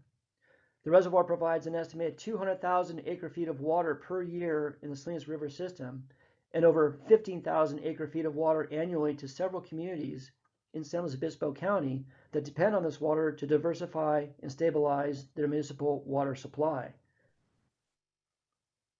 Because the reservoir was built in part to combat groundwater overdraw and subsequent saltwater intrusion caused by residential and agricultural wells in the lower Salinas Valley, sustaining the reservoir's water quality and supply is considered an essential component of water resource management throughout the Salinas River system. Protecting water resources in Lake Nacimiento is also a key factor for the recovery of the threatened South Central California coast steelhead. The Salinas River and Lower Nacimiento River have been designated as critical steelhead habitat, including spawning and rearing habitat immediately downstream from the dam. Eliminating future residential development in the watershed above the dam will help sustain steelhead in the Nacimiento River, the Greater Salinas River, and the Salinas River Lagoon. Protecting the ranch will increase contiguous private protected lands in the region by 10% and create a network of protected land from Lake Nacimiento to northern Big Sur alongside federally designated wilderness areas and the Los Padres National Forest. Permanently protecting land within these regional wildlife corridors will benefit wildlife by enhancing connectivity between protected landscapes. Aside from the several historic homesteads and temporary residences, the ranch has never been developed, and the proposed conservation easements will restrict the property's significant development potential. As shown here, the ranch is comprised of 36 legal parcels, with the current zoning allowing a minimum of 2 residences per parcel.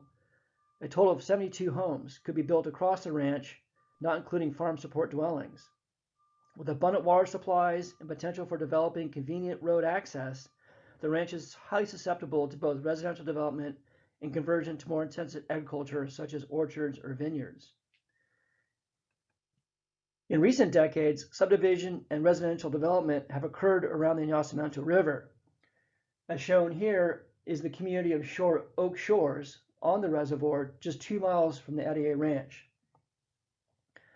Ranchette-style estate homes spread across the Adia Ranch along and upstream of the reservoir will result in a variety of negative impacts to land and water resources, including bare ground and impervious surfaces that would lead to increased erosion, runoff, and subsequent sedimentation to the reservoir. The 3 proposed conservation easements will serve to consolidate the 36 existing parcels that comprise the larger ranch into 3 contiguous protected ranches, each with the same restrictions. The 3 ranches will be retained by the same family, but under separate ownerships. Future residential development will be allowed only within defined building envelopes and limited to no more than 7 additional home sites and accessory dwelling units. Agricultural uses on the property will be restricted to low-intensity livestock grazing and other agricultural uses which do not impair the conservation values of the property. These restrictions are consistent with historic grazing practices that have kept the number of cattle far below the number that the ranch could otherwise sustainably carry. Additional agricultural infrastructure development will be limited in scale and restricted to permitted practices. Prohibitions will be placed on vineyards, orchards, and other intensive agricultural development. The easements will also prohibit other land uses that will lead to waterway impairment and excessive use of water resources, soil erosion, and vegetation removal. In conclusion, this project enjoys broad support from the community, local and state agencies, and elected officials. In addition to the Conservancy funding, the Department of Conservation and Wildlife Conservation Board are expected to provide over $5 million to the project. This concludes staff's presentation.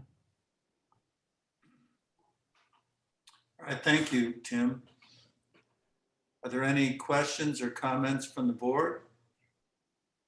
I just noted that in reviewing the staff report, I was thinking that those pictures might have been taken earlier when it wasn't so dry, and they look so pretty. Yeah. That map of the subdivisions, my goodness, somebody had an imagination to do that. It's incredible how many lots there are and the shape of them too. I'm sure this has just like you say, pretty good community support. Are there any public comments, Chris?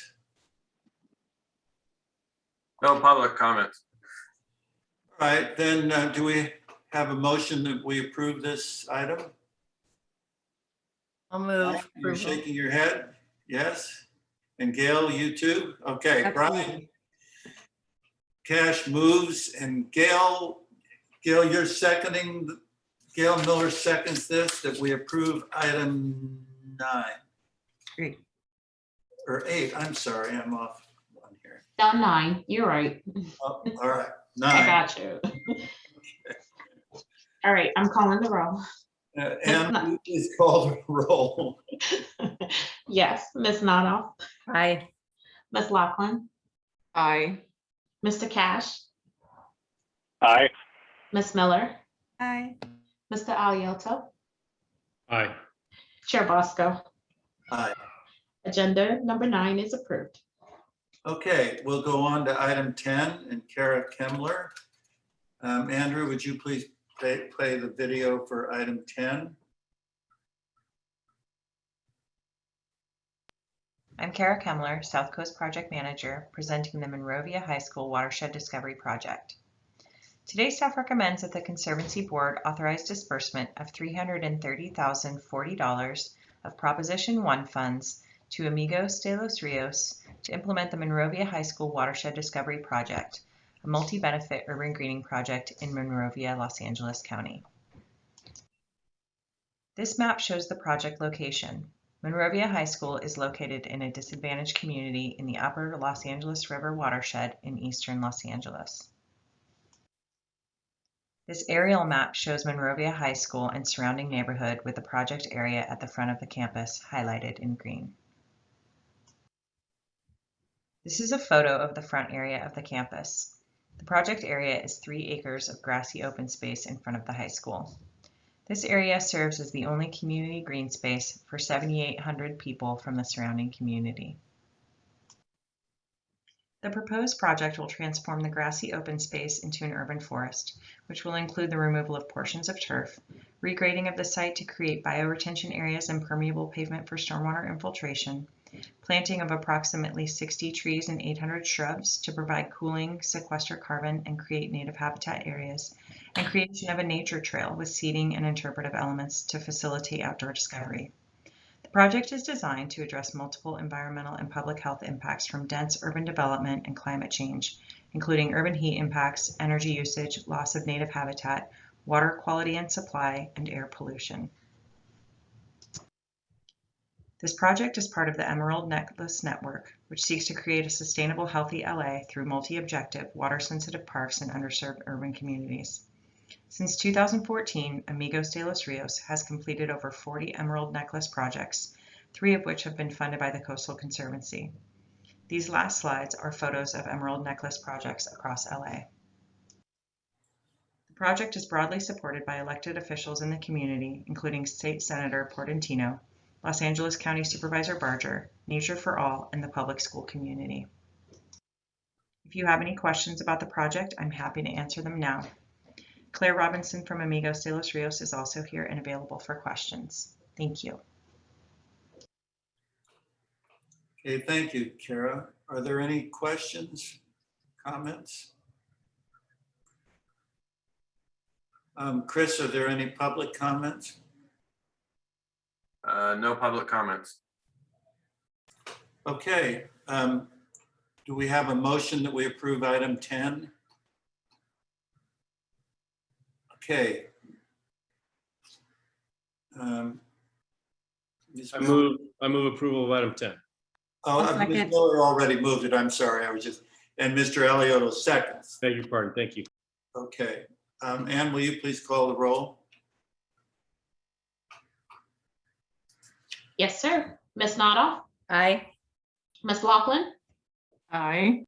Mr. Cash, Aye. Ms. Miller, Aye. Mr. Aliotto, Aye. Chair Bosco. Aye. This motion passes. Agenda item number 10 is approved. Okay, thank you very much, Kara. Good job. Thank you. All right, we'll move on to item 11, which will be presented by Chris Kroll.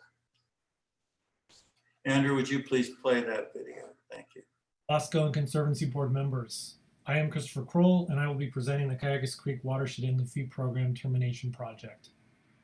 Staff recommends the Conservancy authorize termination of the Cayugas Creek Watershed Inlet Fee Program and disbursement of all funds remaining in the Cayugas Creek Watershed Inlet Fee Program account, totaling $2,453,773 to the Santa Paula Creek Mitigation Bank for the purchase of 58.11 jurisdictional wetlands and riparian buffer preservation credits.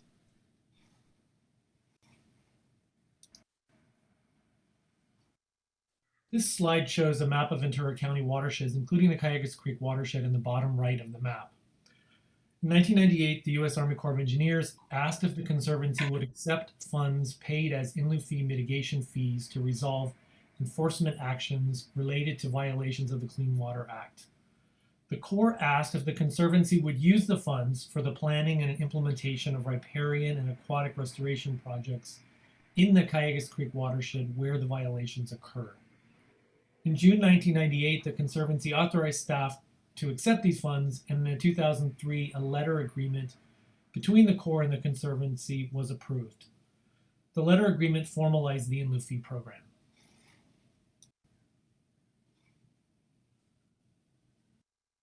In 2014, the agreement was made consistent with new standards for compensatory mitigation and a more formal enabling instrument for the Cayugas Creek Watershed in lieu fee program was agreed to by the Corps, US EPA, California Department of Fish and Wildlife, and the Conservancy. This slide shows the first page of the 2014 enabling instrument. The ILF program allowed Corps Section 404 permittees to resolve enforcement actions by paying monies to the program as directed by the Corps. An ILF fund was established by the Conservancy in an interest-bearing account within the Coastal Conservancy Trust Fund to hold funds received under the program. Between 2003 and 2010, the Conservancy implemented 3 restoration projects using the ILF funds, for which 2.4 acres were credited by the Corps. Currently, the Coastal Conservancy program has a balance of 20.06 acres of unmet mitigation obligation.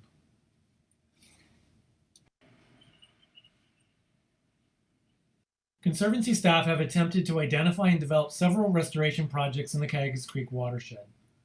The slide shows the cover of a 2000 restoration plan commissioned to identify potential restoration projects in the watershed. The plan identified 49 possible restoration sites, which was reduced to a list of 10 preferred projects.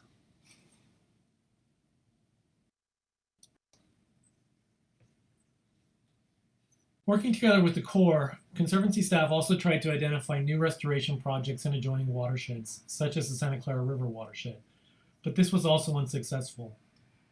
Ultimately, none of these projects came to fruition for a variety of reasons, such as lack of landowner interest, lack of partners, or requirements for accepting the in lieu fee funds, which were too onerous for the project to move forward with the available funds. After consultation with the Corps, Conservancy staff decided the termination of the program would allow for the funds to be spent at an existing mitigation bank, which would meet our mitigation needs. As you can see in Exhibit 5, Conservancy and Corps staff exchanged several letters on the topic of terminating the ILF program. The Corps directed the Conservancy to use the remaining funds in the program account to secure credits from another source of third-party mitigation in Ventura County. After getting proposals from 2 mitigation banks, the Corps directed Conservancy staff to purchase a total of 58.11 acres of wetland mitigation credits from the Santa Paula Creek Mitigation Bank, which is located in the Santa Clara River watershed on Santa Paula Creek. This slide shows the location of the Santa Paula Creek Mitigation Bank and representative views of that property. If the Conservancy approves the staff recommendation before you today, staff will complete the process of purchasing credits from the mitigation bank and then formally terminate the ILF program with the Corps.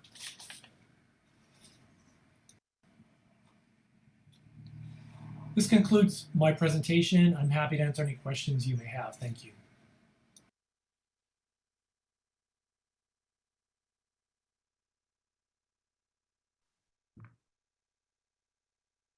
May I ask a question, Mr. Chair?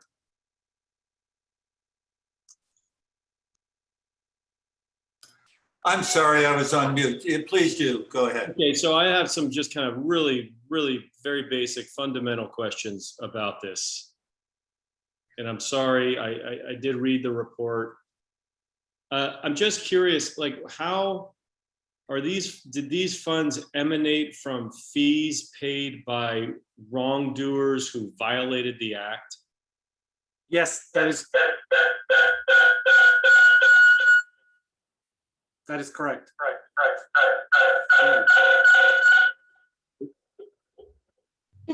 If I can jump in, there's a strange echo.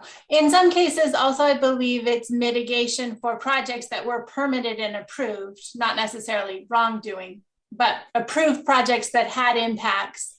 As part of their permit conditions, the Corps collected fees to mitigate those impacts somewhere else. And Mary, did those come from landowners or people that were, I don't know, whatever they were doing, dumping stuff into the streams? Is that, I'm just curious where this money, the only thing that makes me at all concerned about it, and I don't think that I have a concern, but I'm sorry that I'm talking this through, but if people have violated the act and they've paid some kind of violation fee, then I guess my concern is just to be sure that whoever it was that has violated the act is not being let off the hook by virtue of terminating the ILF, right?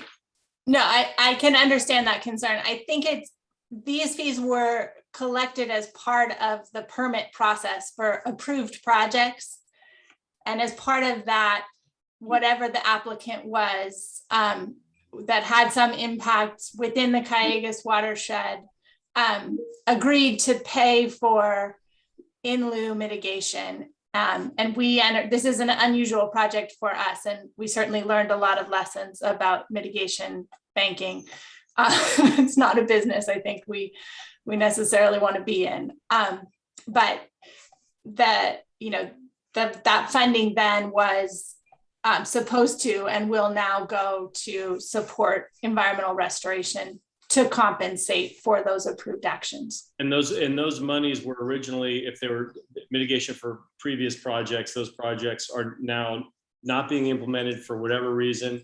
That money would all come to us. We would then implement the projects. Is that essentially the basics of it?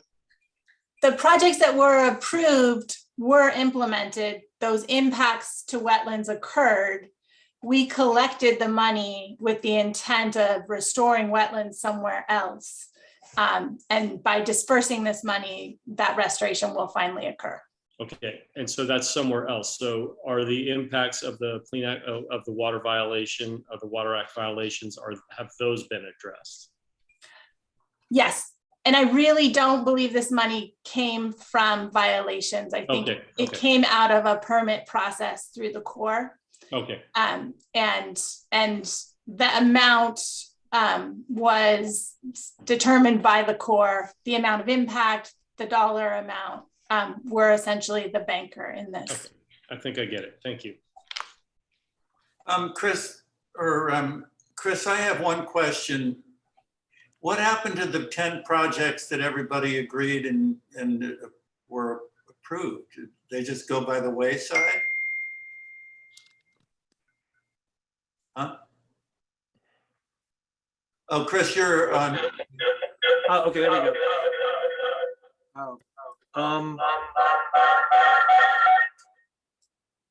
Can you hear me now?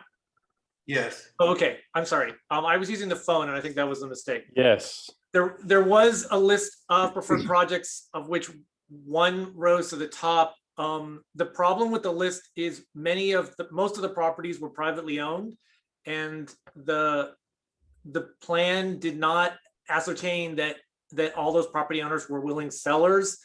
And so part of the problem is the funding we had available would not cover both acquisition of properties if there were willing sellers and also adequate restoration to meet the mitigation requirement. So we did identify one property that was publicly owned, which we did pursue with Cal State Channel Islands in Camarillo, until they became concerned about the conservation easement that was part of the ILF process, which they were not willing to sign because it restricted future use of the property. So we found that a number of times is property owners were open to the idea until they were required to restrict future use, future uses of their property. So then we looked at other properties outside of that list, as I mentioned in the presentation, and those were also not successful in moving forward. And also the funding we had available would not cover, as I said, both acquisition and restoration. We had a set funding amount, and we were not taking in new mitigation monies, so we only had the set amount we had. So that ruled out buying a property and also restoring it. So it was for those reasons that the Corps approached us and said, you've tried several properties. We've even looked at neighboring watersheds, also not found a property that works with the money we have. We suggest we talk about termination. So that's unfortunately how this situation got to where it is. Well, I can understand Mary's comment of not having us involved in mitigation banking because it frequently ends up just like this.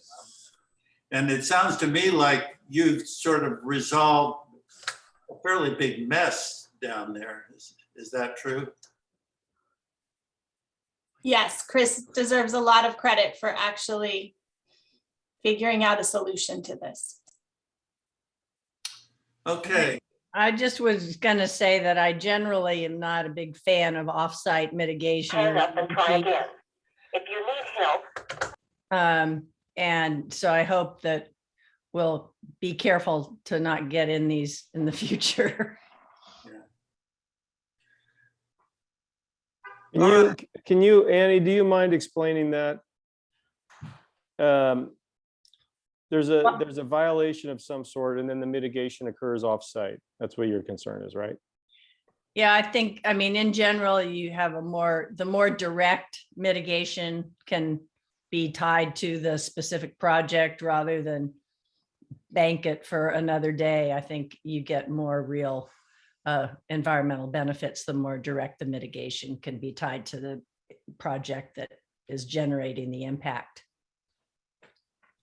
It isn't always a violation, Joe. It's oftentimes a degradation of some sort that takes place in one place and has to be accounted for or overcome by some sort of benefit in another place.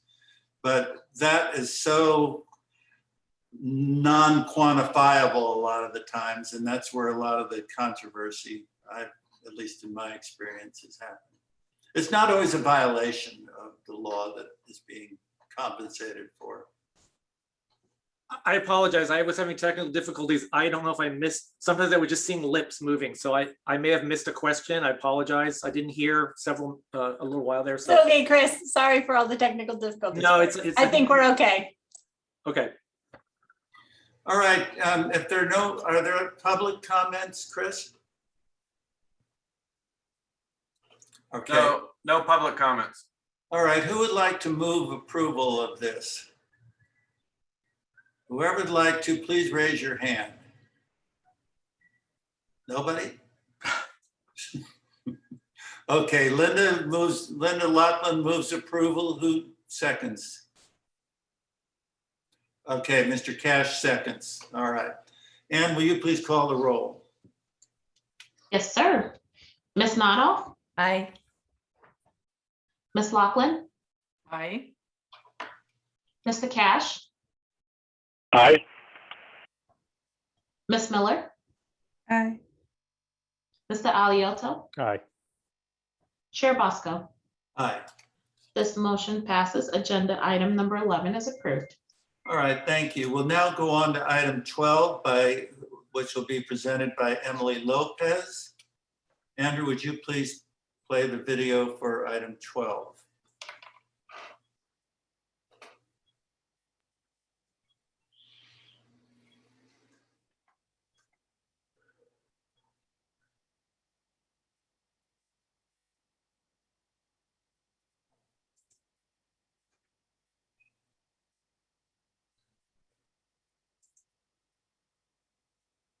Lee Lopez, and I will be presenting the Lechuza Beach Public Access Improvements Project. Staff recommends the Conservancy authorize disbursement of up to $495,000 to the Mountains Recreation and Conservation Authority, or MRCA, to prepare engineering designs and permit applications for beach access amenities at Lechuza Beach in the city of Malibu.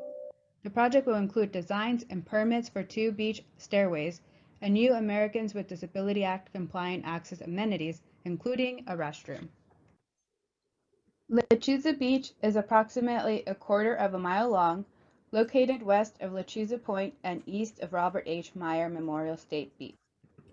The beach is at the base of coastal bluffs, which rise approximately 75 feet up to the nearest public road. The beach provides scenic views, a wide sandy beach, and rock formations for beachgoers to sunbathe, swim, or picnic. The beach is surrounded by the residential Malibu Encino community, managed by the Malibu Encino Homeowners Association. In 2000, the Conservancy authorized a grant of up to $10 million to MRCA to purchase fee title and easement interest at Lechuza Beach. A landowner also donated several lots to MRCA in 2001. Public property at Lechuza Beach now consists of 21 coastal parcels, 3 inland parcels, 1 pedestrian access way, and 2 pedestrian access easements, acquired with Coastal Conservancy funding and donations. You can see the properties acquired on the map displayed on this slide. Lechuza Beach has become a popular site thanks to the acquisition, and visitation often reaches capacity during summer peak season, estimated at approximately 250 to 300 beach users on a weekend. After acquiring the properties, MRCA proposed to improve public access at Lechuza Beach to meet the beach usage demands. MRCA and the Homeowners Association worked together for years to develop a public access management plan, but could not reach agreement. Since 2007, Lechuza Beach has been operating through an interim beach management plan. In 2020, MRCA and the Homeowners Association reached a significant milestone of consensus on a beach management plan. The plan includes beach improvements and new amenities. In the proposed project, MRCA will complete the designs and permits necessary to improve deteriorating access stairs and to install new ADA-compliant amenities that will enhance beachgoers' experience and enjoyment on the coast. The proposed new ADA-compliant amenities include a loading zone, ADA parking spaces, a scenic viewpoint, and restrooms. Currently, there is no restrooms available at this beach. The restrooms will benefit not only people with disabilities, but also inland Los Angeles residents. Restroom access is one of the significant constraints to staying long at the beach, especially for beachgoers who must travel hours to arrive on the Malibu coast. Providing a restroom will accommodate visitors' basic needs to comfortably recreate at the beach and not be deterred from visiting. This slide shows the deteriorated stairway, which will be replaced. MRCA plans to continue to survey Lechuza Beach visitors during this planning phase of the project. They will also work with partner groups experienced at working with communities that have been historically excluded and consider their comments when finalizing the plans. Providing basic amenities for people with disabilities and inland Los Angeles residents will create a more inviting experience for Californians looking to enjoy the beauty that Lechuza Beach offers. Thank you, and questions and comments are now welcome. Thank you, Emily. Are there any questions or comments? I could go on all day about Lechuza Beach. As anyone that's been with the Conservancy for a long time can testify, and Mary and I dealt with this, I would guess 15 years ago. I don't think any smaller beach has evoked so much controversy and antagonism and litigation and just plain history than this little beach does. And frankly, with sea level rise, I'm wondering how long that beach will even be around. But I have to say, Emily, I'm glad that you can show us a map to success for this long drawn out controversy. And I'm glad to see that the public will have access. There will be a restroom. Hopefully the people that live in the homeowners association won't be harmed by this. And sounds like it's a good solution. Thank goodness. Are there any public comments? I just wanted to say that to see that there's agreement between the homeowners association and the recreation, Santa Monica Mountains Restoration Authorities, there's hope for peace elsewhere. Right. I also just want to say that having worked on this a long time at the Coastal Commission level, very pleased to see this coming to fruition like this, and all the parties really deserve a lot of congratulations for their hard work, and looking forward to that grand opening. Yeah. I know when you consider we started with locked gates that the public could not get through, and now a pretty good solution for everyone, I think. Emily, we hope you're around to see the opening. I hope so too. Well, I hope the beach is around, frankly. But anyway, do I have are there any public comments on this? Yeah, we do have 9 public comments. Oh. I'd like to move Teresa in, but we need someone to translate for it, and I think Mario is going to do that. Yeah, Mario and I both speak Spanish, so we're able to. All right, so I just moved her in. Might take a second. Okay, with 9 comments, we'll leave. Okay, she's in. Okay. I'm sorry, Doug, did you say 2 minutes? Yeah, I think 2 minutes. Teresa, si puedes quitarte estás en mute. Ya me quité. Perfecto.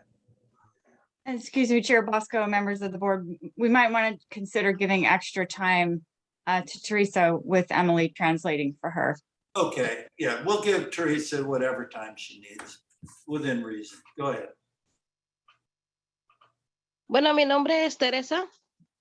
Siempre estoy ayudando a mi comunidad, y lo más importante aquí es que ayuden a las comunidades para que estas playas sean accesibles para toda la comunidad, y que les otorguen los fondos, ya que necesitan ciertos accesos como para personas discapacitadas.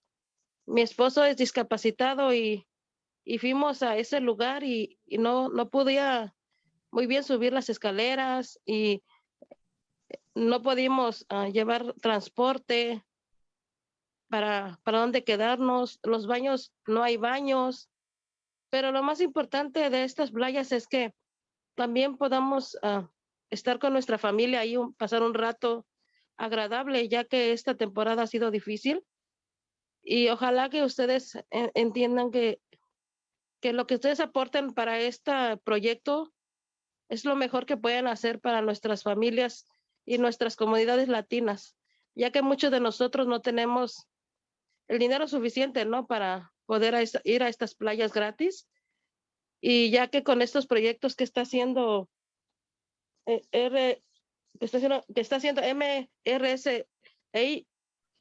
nos está ayudando muchísimo en nuestras comunidades. Nada más les quería decir eso, y gracias. So Mario is going to go ahead and translate whenever he gets a chance. So let's allow him. Oh, go ahead. Sure thing, no problem. Thank you, Chair. Thank you, Board. Thank you, members of the public. Y gracias, Teresa. I'm going to translate her message very quickly. My name is Teresa. I've always tried to help my community. Most important on this item is to provide more access to other communities that cannot reach these beaches. The importance of ADA accessibility is key. My husband and I visited this beach. He is disabled and he struggled to reach the beach and to get down to the staircases that are currently there. We support projects that do promote ADA access, as this one does, and the projects of the MRCA that provide more access to such beaches that are free and open to the public. Emily, is that the majority of the message? I think that was most of what she said. I think she also mentioned, I just want to add, she said during these difficult times, it's important for Latin communities to be able to get out into the beach, and that a lot of the Latin low-income communities don't have enough money, and so when they do get out to these free beaches, they're very grateful, and they're very thankful for MRCA for leading these projects that they've been helping their community a lot. Thank you, Emily. Yeah, thanks. Yep, go team. Yeah, exactly. Mario, will you please thank Teresa and tell her that we believe that this is the highest purpose of the Conservancy, and we're happy to have done this project. Teresa, ¿todavía estás en la línea? Sí, todavía estoy aquí. Voy a decir que el señor Douglas Bosco quiere decir que el State Coastal Conservancy, este grupo, es la meta más mayor para ellos es para proveer acceso a comunidades de color y acceso a playas como esta. Gracias por su participación en esta junta. Okay, let's move on to other comments. Chris? Next is Diane Abbott.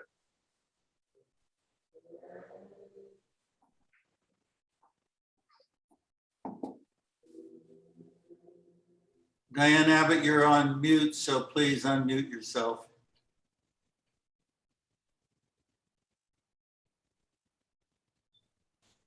Can you hear me? Yes. Okay. Good afternoon, honorable commissioners. My name is Diane Abbott. I'm an attorney in Los Angeles, and I am here today representing Janice and Ben Resnick. I had timed my comments to 1 minute and 20 seconds, but when I saw the presentation, which I thought was terrific, I noticed that there was an error on the slide called MRCA fee title. And I wonder if you could bring it up so I could just show you where it is. Because my clients own the property located at 31728 Sea Level Drive, lot 141, which is located directly west of and contiguous to lot A, on which MRCA will be providing 2 parking spaces for disabled persons and an ADA compliant restroom. My clients support the approval of the grant and look forward to sharing Lechuza Beach with other members of the public. So if you look at that, you will see that the large lot at the bottom of the accessway on East Sea Level Drive is where the 2 parking spaces and the restroom is going to be located. Right next to it, it indicates that the lot directly to the west of it is owned by MRCA, but it's not. That is lot 141. And that lot is actually owned by my clients. Okay, so just so you're aware, that's what we're talking about. In any event, my clients do support the grant, and it is their intention in the future to build a small summer home on their property, and are asking that the grant be conditioned such that the final design of the project allows for the extension of the paved portion of East Sea Level Drive, which will ensure my clients the ability to access their property, as well as that the final design leaves sufficient area at the current paved terminus of the street, large enough for a small fire truck and an ambulance. Just a few more words, to make a 3-point turnaround. Thank you for your consideration of their request.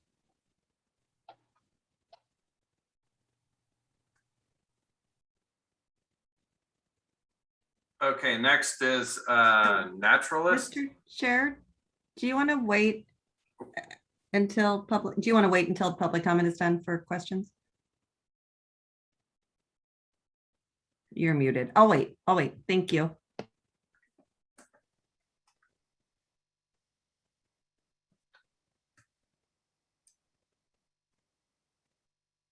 I'm sorry, Mr. Chair, you're muted, but I'll wait.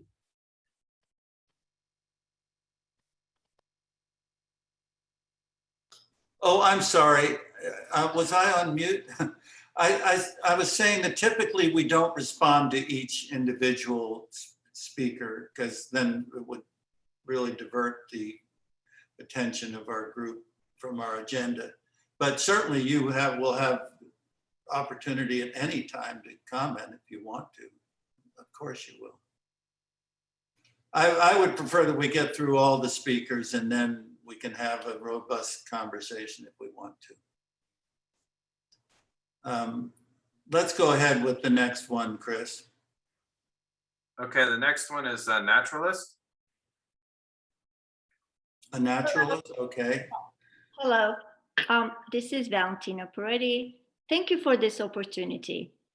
And when looking at the proposed project on Lechuza Beach and on the possible construction of this concrete bathroom and parking lot, as a naturalist, I see a clear discrepancy between the mission of this coastal conservancy and the proposed project. The Conservancy should be spending taxpayer-granted funds on coastal resiliency, restore natural habitat, on protecting our coast from sea level rise, and beach conservancy, not allowing or finance the destruction of the delicate and narrow beaches we have left, which if this project goes ahead, the Conservancy is signing on to destroying one of the most unique natural beaches left in Southern California. It is a one and only, just as is its sister beach, El Matador. These beaches should need to remain undeveloped, pure in nature, and untouched by human hands. The environmental impact of such concrete construction and the impact of a septic system and leach field is grave. Furthermore, concern for beach erosion is never more relevant than now, as Westward Beach Road, just east of Lechuza, washed away a couple of weeks ago. If someone still thinks that spending public money on this proposed project is the correct thing to do, I would suggest to read the case study of Surfers Point, on which site in 1989 a parking lot was built and eroded within 2 years. Public money was then spent for the next 20 for a project to manage the retreat and restore the natural process. Let's not repeat the same mistake here. I thank you very much. Well, thank you. Chris, are there other comments? Next speaker is Yaneth Torres.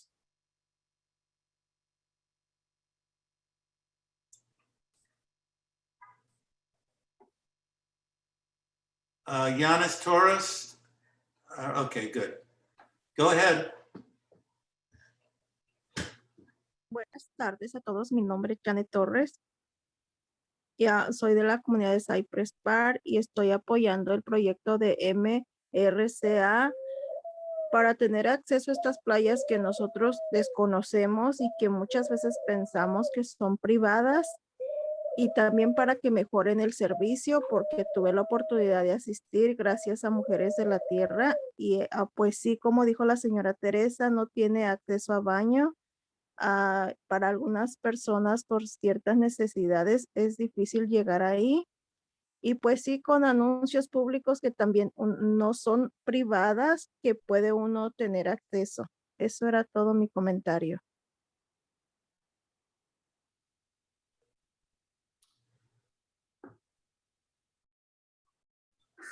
Do we have an interpretation of that? Yeah, I went ahead and wrote down what she was saying, and it was just typing away. Yaneth said that she is from the Cypress Park community, and she supports this project because many times people think these beaches are private when they're not. She is from the group Mujeres, Mujeres. Mario, do you know the group she mentioned, Mujeres de la Tierra? Yeah, I think she mentioned that she was fortunate enough to visit this beach recently with Mujeres de la Tierra, which has been doing programs to do visitation to coastal points in the city of Malibu, twice to Lechuza Beach this past summer. Perfect, yeah. And she seconds Teresa's comments and wants to see access at this beach, especially the restroom. Okay, next speaker, please. Next speaker is Irma Munoz. Ms. Munoz, go ahead. Can you hear me? Yes. Okay. Good afternoon, Mr. Board Chair and members of the board. My name is Irma Munoz, and I am the founder and executive director of Mujeres de la Tierra that was just mentioned by the previous speaker.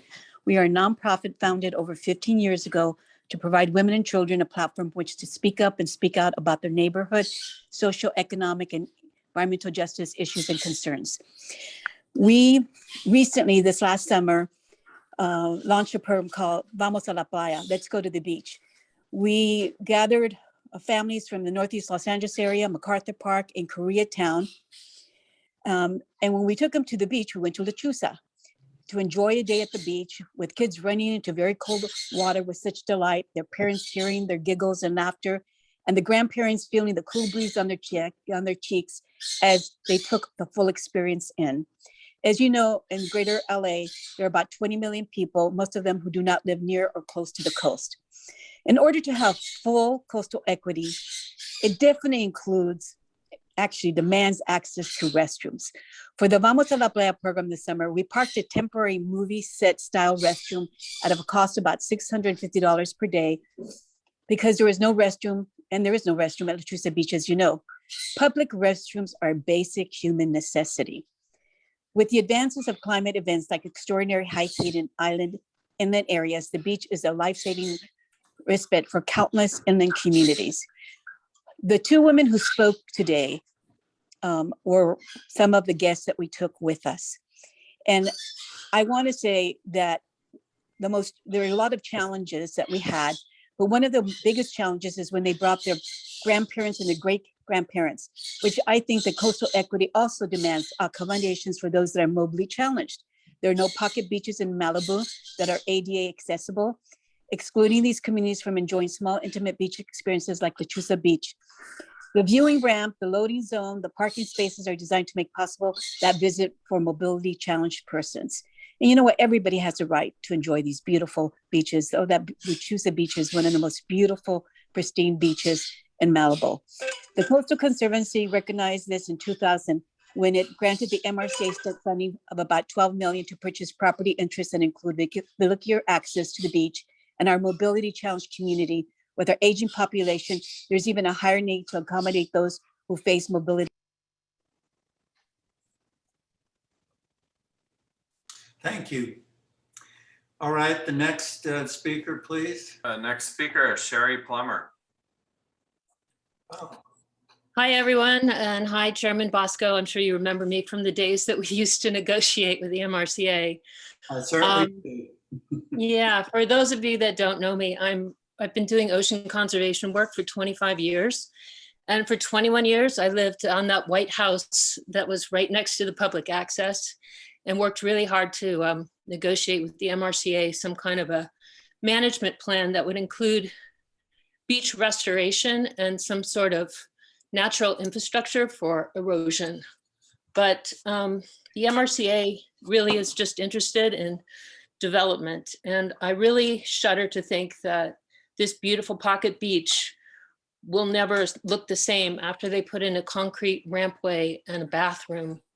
It will cause so much more erosion. And I think the money is so much better spent if you could divert all of the water runoff that's contaminated, that's coming to the beach, restore the native plantings, restore dunes, so that the public and private people that enjoy this beach will have a beach that will last. Because as Doug mentioned, this beach is washing away. And as a previous speaker mentioned, Westward Beach Road just washed away from erosion. East sea level is about to wash away from erosion. It has sandbags on it now. And I'm afraid that this concrete infrastructure that they want to build will exacerbate that, and no one will have a time at the beach. So I'm not saying that there shouldn't be a restroom. If you could find a place that's not on the beach, that's not going to create a seawall, if you could do it without having a leach field and a septic that's going to further erode the street and the beach, like a compost toilet that a lot of parks employ, somewhere maybe on a bluff that the ADA people can access. But this is a very impractical solution to having a restroom, and it's going to destroy the look of the beach and the beach itself ultimately. So I don't live there anymore, but I did live there for 21 years and I've seen it through all of the seasons. This is a really bad idea, but the rest of the funding to restore the stairs, that should absolutely happen. So Thank you, Ms. Plummer. Appreciate your comments. Let's go on to the next speaker, please. Okay, next is Marcia Hanscom.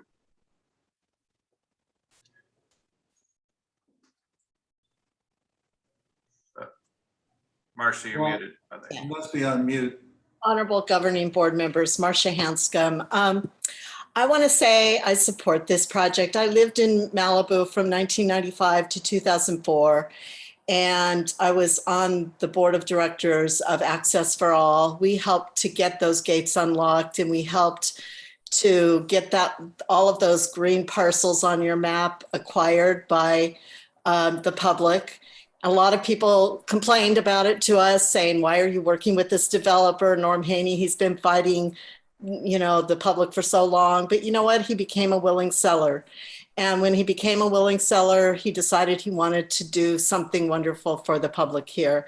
And so we did support it. And I'm very happy that Irma Munoz and MRCA have taken up the effort to open this beach. It's one of the places I spent many wonderful times at. And the one question I have is, on your map, it looks like disabled parking is only up on this one road, not on West Sea Level Drive. And when we were working on this, we thought that West Sea Level Drive should have a disabled parking for access and a restroom, whether or not they can get down the stairs there or not. There are lots of disabled people who like to just drive up to the beach and be able to look out. Ellen Stern Harris, one of the people who co-authored the Coastal Act, used to ask me to take her to places and just look out onto the ocean from places like this. So having a parking space for disabled and restroom there would be a really good idea. Maybe it's there, but I didn't see it on the map. As for the Resnicks, LA Coastal Advocates I've worked with have defeated 2 of his projects in recent years. He's represented lots and lots of developers. And in the same spirit with which we worked with Norm Haney, I'd be happy to help the Resnicks become willing sellers of his parcel on the beach. I think that that's really the best outcome here, that we need to ask him to give up that little cottage idea there. He's made plenty of money. He could have a beach cottage. So, vamos a la playa. Thank you, Ms. Hanscom. Could we have the next speaker, please? Next is Terra Mesa.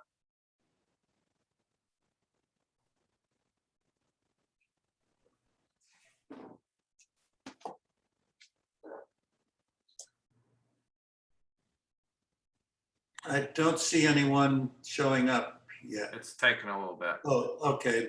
Terra Mesa, okay. Go ahead. Hola, mi nombre es Teresa Mesa y vivo aquí en Cypress Park. Me gustó ir a la playa porque así conoce uno más lugares, ¿verdad? Que uno piensa que son privados, pero sí me gustaría que tuviera como acceso como a caminos mejores como para las personas discapacitadas y que lleva uno a veces bebés y pues no puede caminar uno bien con los niños, ¿verdad?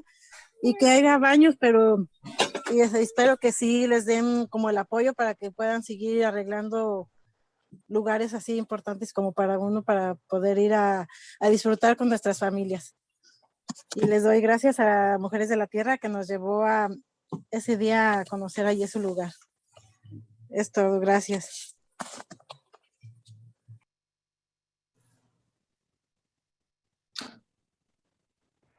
Okay, once again, Chair Board, I'll be providing a translation for Ms. Mesa. My name is Teresa Mesa. I'm from Cypress Park. I love going to the beach and public areas that appear to be private. I love visiting sites like that. We support this project in the way it provides access for all and provides access for young children to the beach. It's splendid to go to the beach. I'd also like to extend a thank you to Mujeres de la Tierra for providing beach trips over the summer so that my family could participate and access this beautiful beach. Thank you. Gracias, Teresa. Thank you, Miriam. Okay, could we have the next speaker, please? Okay, last is Kathleen Summers. Okay, Ms. Summers, go ahead. Okay, I'm speaking on behalf of the Lechuza Beach Conservancy. And while I greatly appreciate that the California Coastal Conservancy has preserved this beach from a developer who did plan on building a number of houses there, so it'd be a wet beach and no one would have access.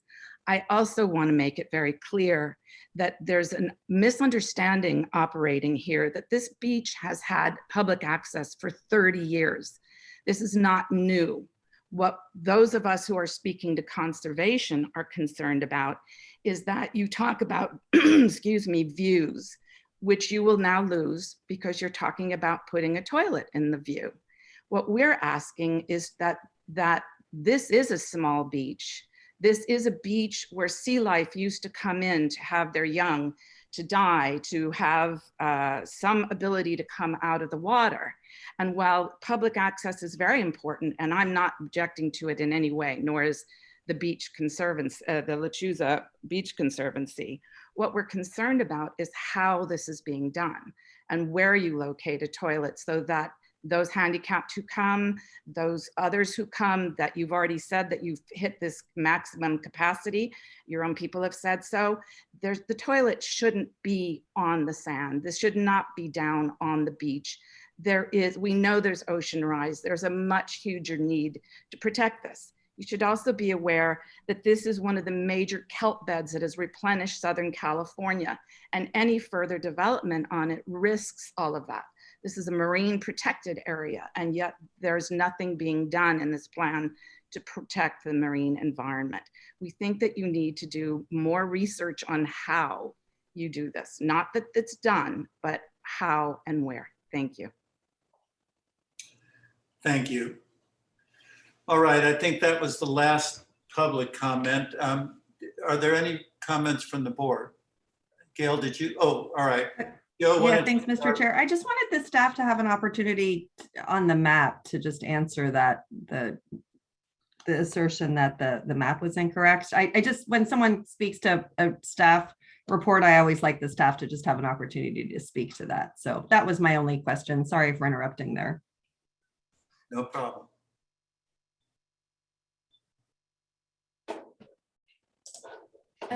Mario, so this is a map that we obtained from MRCA. So I think I'll let Mario clarify the parcels in the map.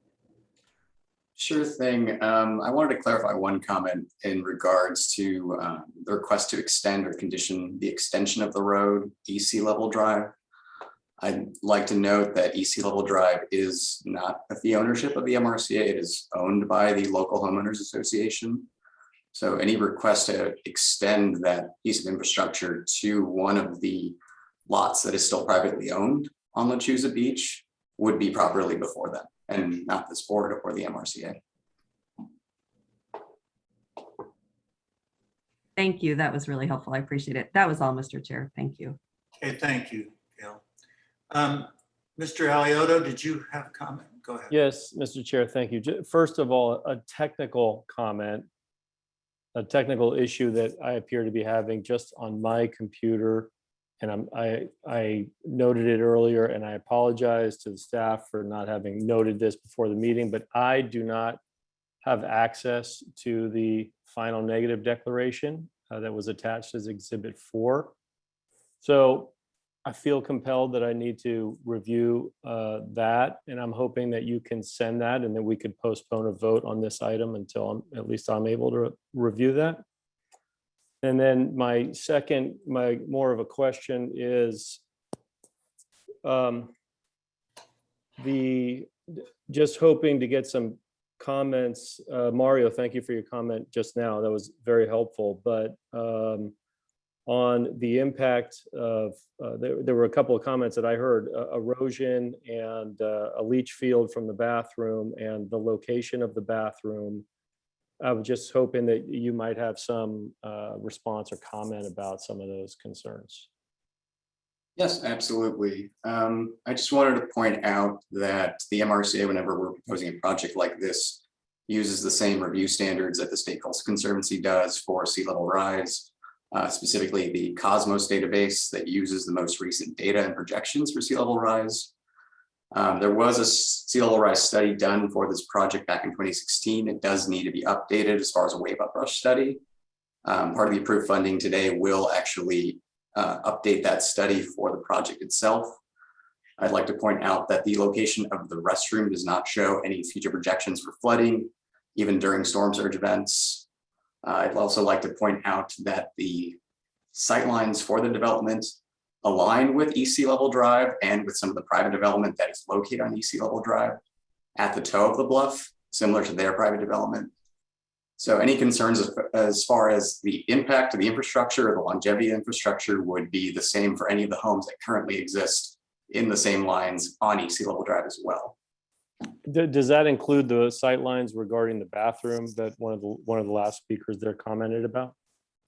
If you pull up the first graphic with the map, Emily, I think I could point to that section.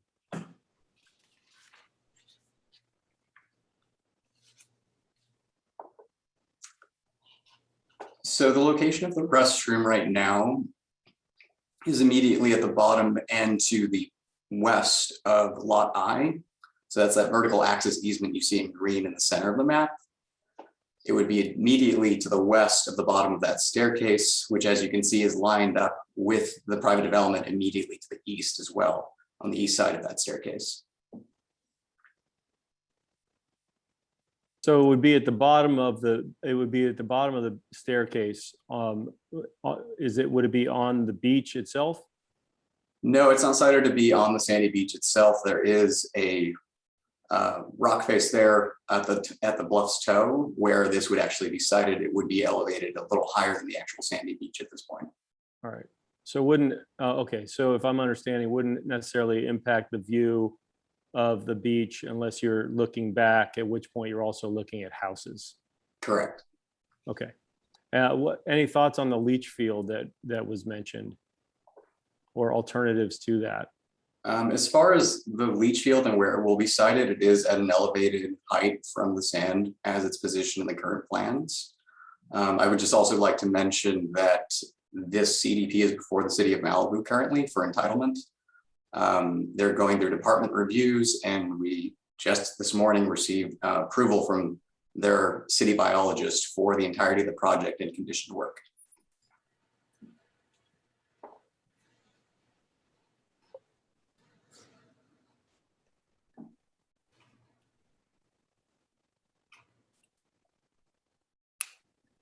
And then the seawall, can you just give me a brief understanding about where that would be?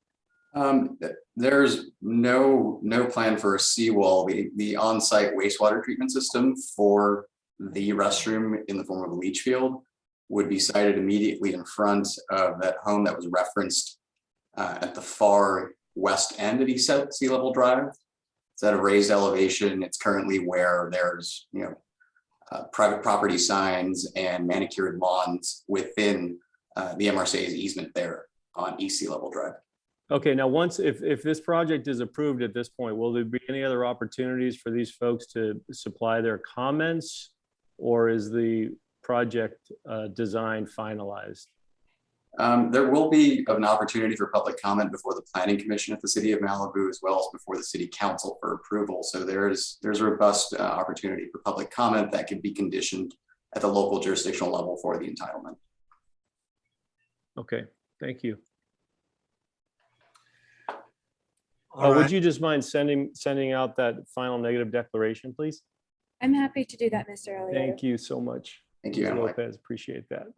Mr. Chair, could I just for the public, just so we all have equal access, it is on the Coastal Conservancy's website under item 4. I know you may be having technical difficulties, Mr. Alioto. I just don't want the public to be confused. Yeah. That they have. No, that's right. It does seem to be something just on my end that I noticed earlier before the meeting. And I'm so sorry that I did not notify you that earlier. I just sent you an email. Can you let me know if you got it? But Mr. Chair, I do just want on that negative declaration, just because the public commented, obviously the negative declaration is, we all hopefully know, it's this, it's prepared by the Mountain Recreation and Conservation Authority. They do say that there's no negative impact, and it actually goes into great detail about both the aesthetics and the leach fields and the seawall rise. And this is a review that every piece of coastal, you know all this, we know all this, but I do think it's important that while I appreciate that, I appreciate everyone that commented publicly, that the aesthetics and the location don't actually impact any of the issues that we heard from the public commenters. So I think it's just for a matter of public record that it's important that we understand that, and all the work that went into making sure that we could in fact provide the access that folks spoke so eloquently about as well. So when we're ready, when Mr. Alioto, you've had a chance to review it, I'm happy to move the item. Yeah, that would be great. Just so that I fully support this project based on what I've heard. And if it would be okay, I know we've heard public comments. Sounds like we've had enough debate on it. Unless anybody else has any comments, sounds like the discussion is wrapped up. All we have to do is vote on it. And if I could just ask for everybody's indulgence to have just a brief opportunity to review that. We can go on to some other items, Mr. Chairman, and then maybe if it's okay, we could return to the vote on this item. Okay, so what you're asking for is a postponement of the vote until perhaps later on in this meeting? Correct. All right, I can't imagine that causing any harm, and any one of our board members that makes such a request, it would be granted. I want to say one thing before we move on, though, and this is how I started this conversation a long time ago, is I really appreciate the commentary of everyone that approached us on the outside. And I think from the quality of what, if I'll say both sides said, you realize how the issues are very important here. And they've affected a lot of people's lives over a long period of time. Many studies have been done. Frankly, being very well aware of Lechuza Beach myself, I still think the big enemy is climate change and sea level rise, because it's a very fragile, small beach. I did want to thank Sherry Plummer for calling in. Sherry's the woman who did live there. During many months of discussion, she was a very reasonable voice in this. She contributes millions of dollars to environmental causes all around the world. So she's someone that I personally respect a lot. But with everything being weighed, I think this is about the best we're going to be able to do for Lechuza Beach. That's just my opinion based on many, many years of dealing with this. But we will put the vote off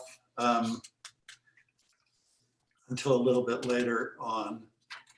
So why don't we go to item 13, which Greg Gauthier is going to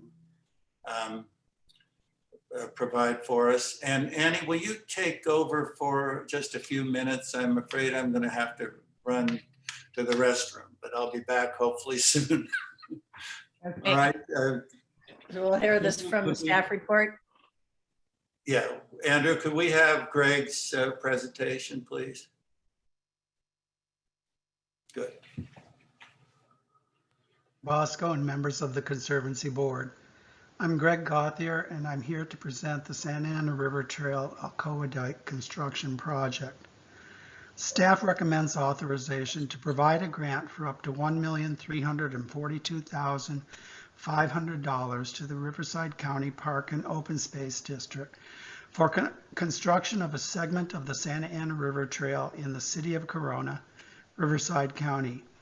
The trail segment is adjacent to the U.S. Army Corps of Engineers Alcoa Dike construction project in the Prado Dam Basin. The Santa Ana River Conservancy program was established within the Coastal Conservancy in 2014. The main purpose of the program is to complete the 100-mile Santa Ana River Trail and develop the River Parkway, which extends to 1/2 mile on either side of the Santa Ana River and its tributaries. The proposed project completes a complicated portion of the trail adjacent to the Prado Dam Basin. One of the first mandates of the newly established program was to develop the Santa Ana River Parkway and Open Space Plan shown here, and to identify planned and potential projects that advance the purposes and goals of the program. This trail project is one of the projects identified in the plan.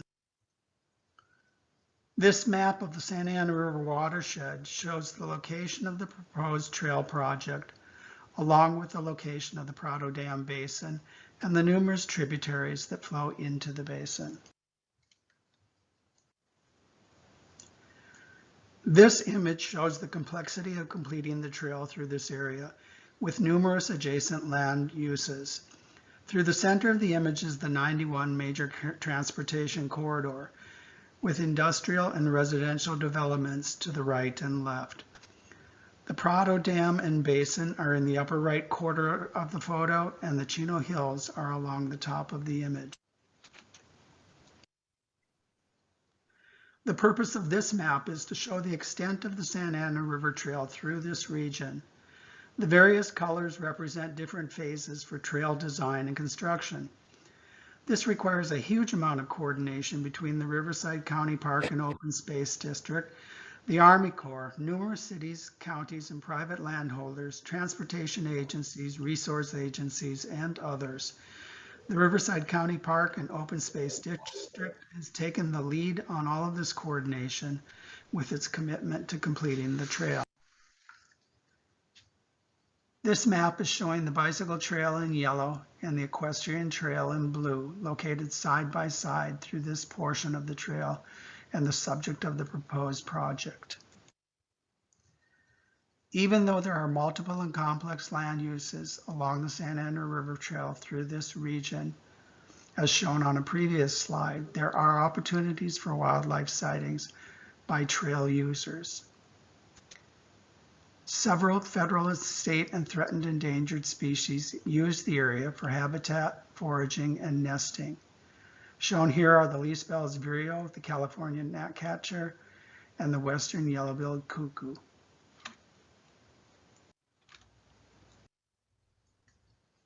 Coyotes, the San Bernardino ringneck snake, and the western pond turtle are also found nearby due to the presence of the Prado Dam and its associated wetlands.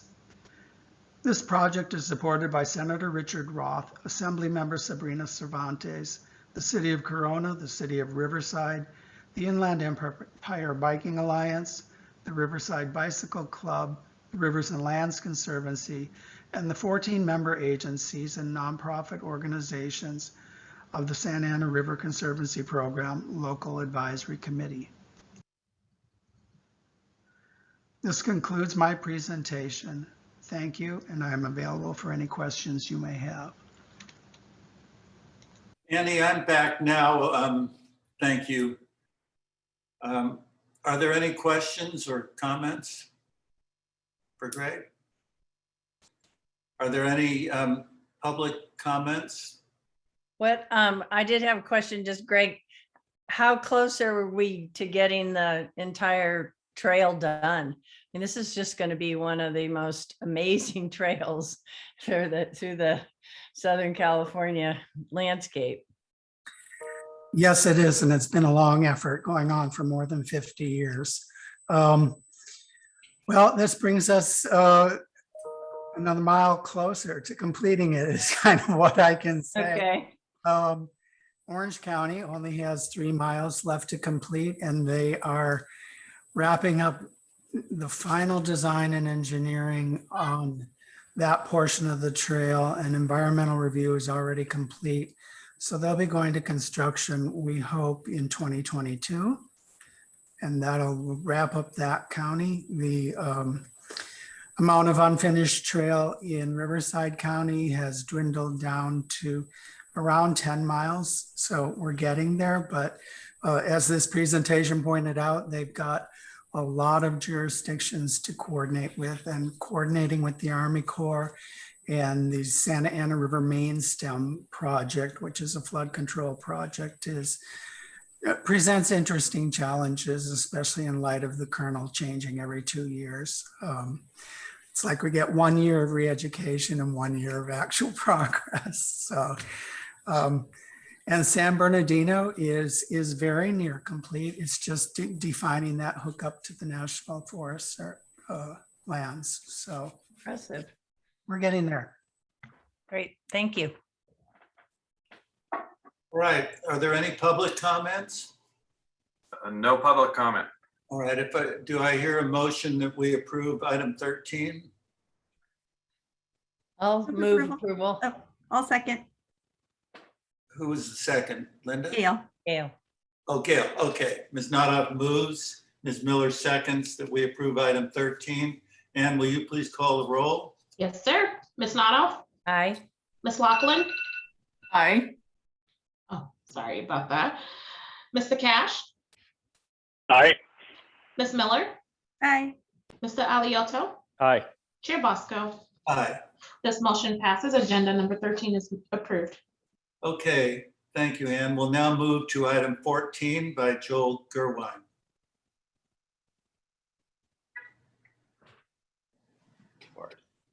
Staff recommends that the Conservancy authorize disbursement of up to $310,000 of Proposition 84 funds to Coastal Quest to conduct stakeholder outreach and engagement for coastal resiliency planning for state parks on the San Diego County coast.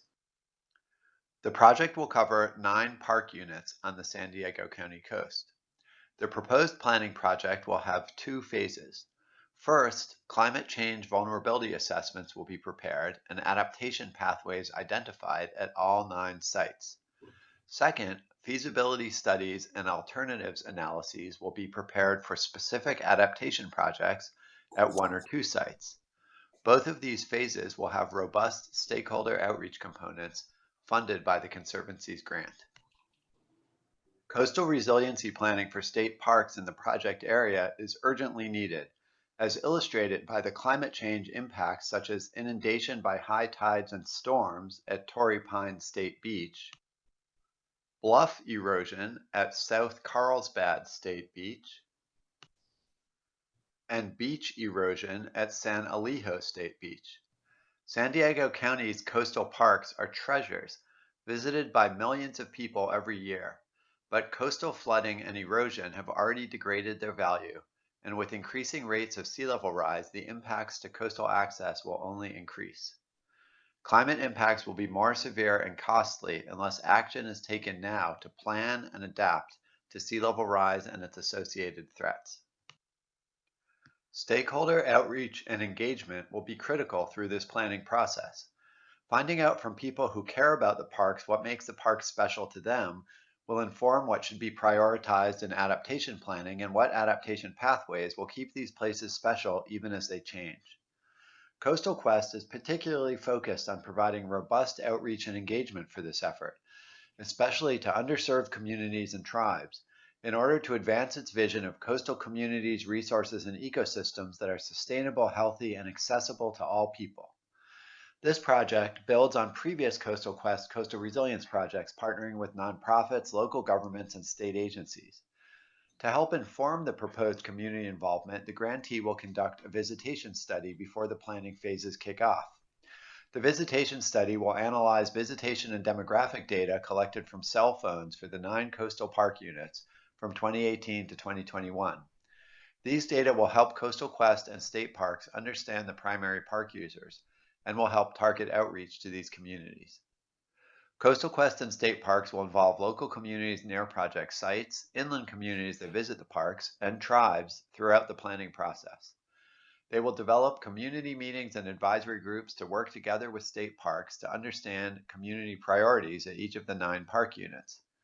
Coastal Quest will reach out via community events, social media, flyers and surveys, and online interactive opportunities to foster connectedness and collaboration. Stipends will be provided to underserved community representatives and tribes to participate in the planning process. Materials and events will be in English and Spanish and other languages as necessary. The project enjoys broad support. Project letters are in Exhibit 4. Thank you, and I welcome any questions. Okay, thank you, Joel. Are there any questions from the board? Are there any comments from the public? No public comment. All right, do I hear a motion that we approve item 14? Yes, I move it. Who was that? Oh, Linda, okay. Ms. Laughlin moves and Ms. Nodoff, you want to second this? Sure. All right. Anne, will you please call the roll? Yes, sir. Ms. Nodoff? Aye. Ms. Laughlin? Aye. Mr. Cash? Aye. Ms. Miller? Aye. Mr. Aliotto? Aye. Chair Bosco? Aye. This motion passes. Agenda number 14 is approved. Okay, thank you, Joel. Good job. We'll now move on to item 15, which will be presented by Virgilio Quasi and Fanny Yang.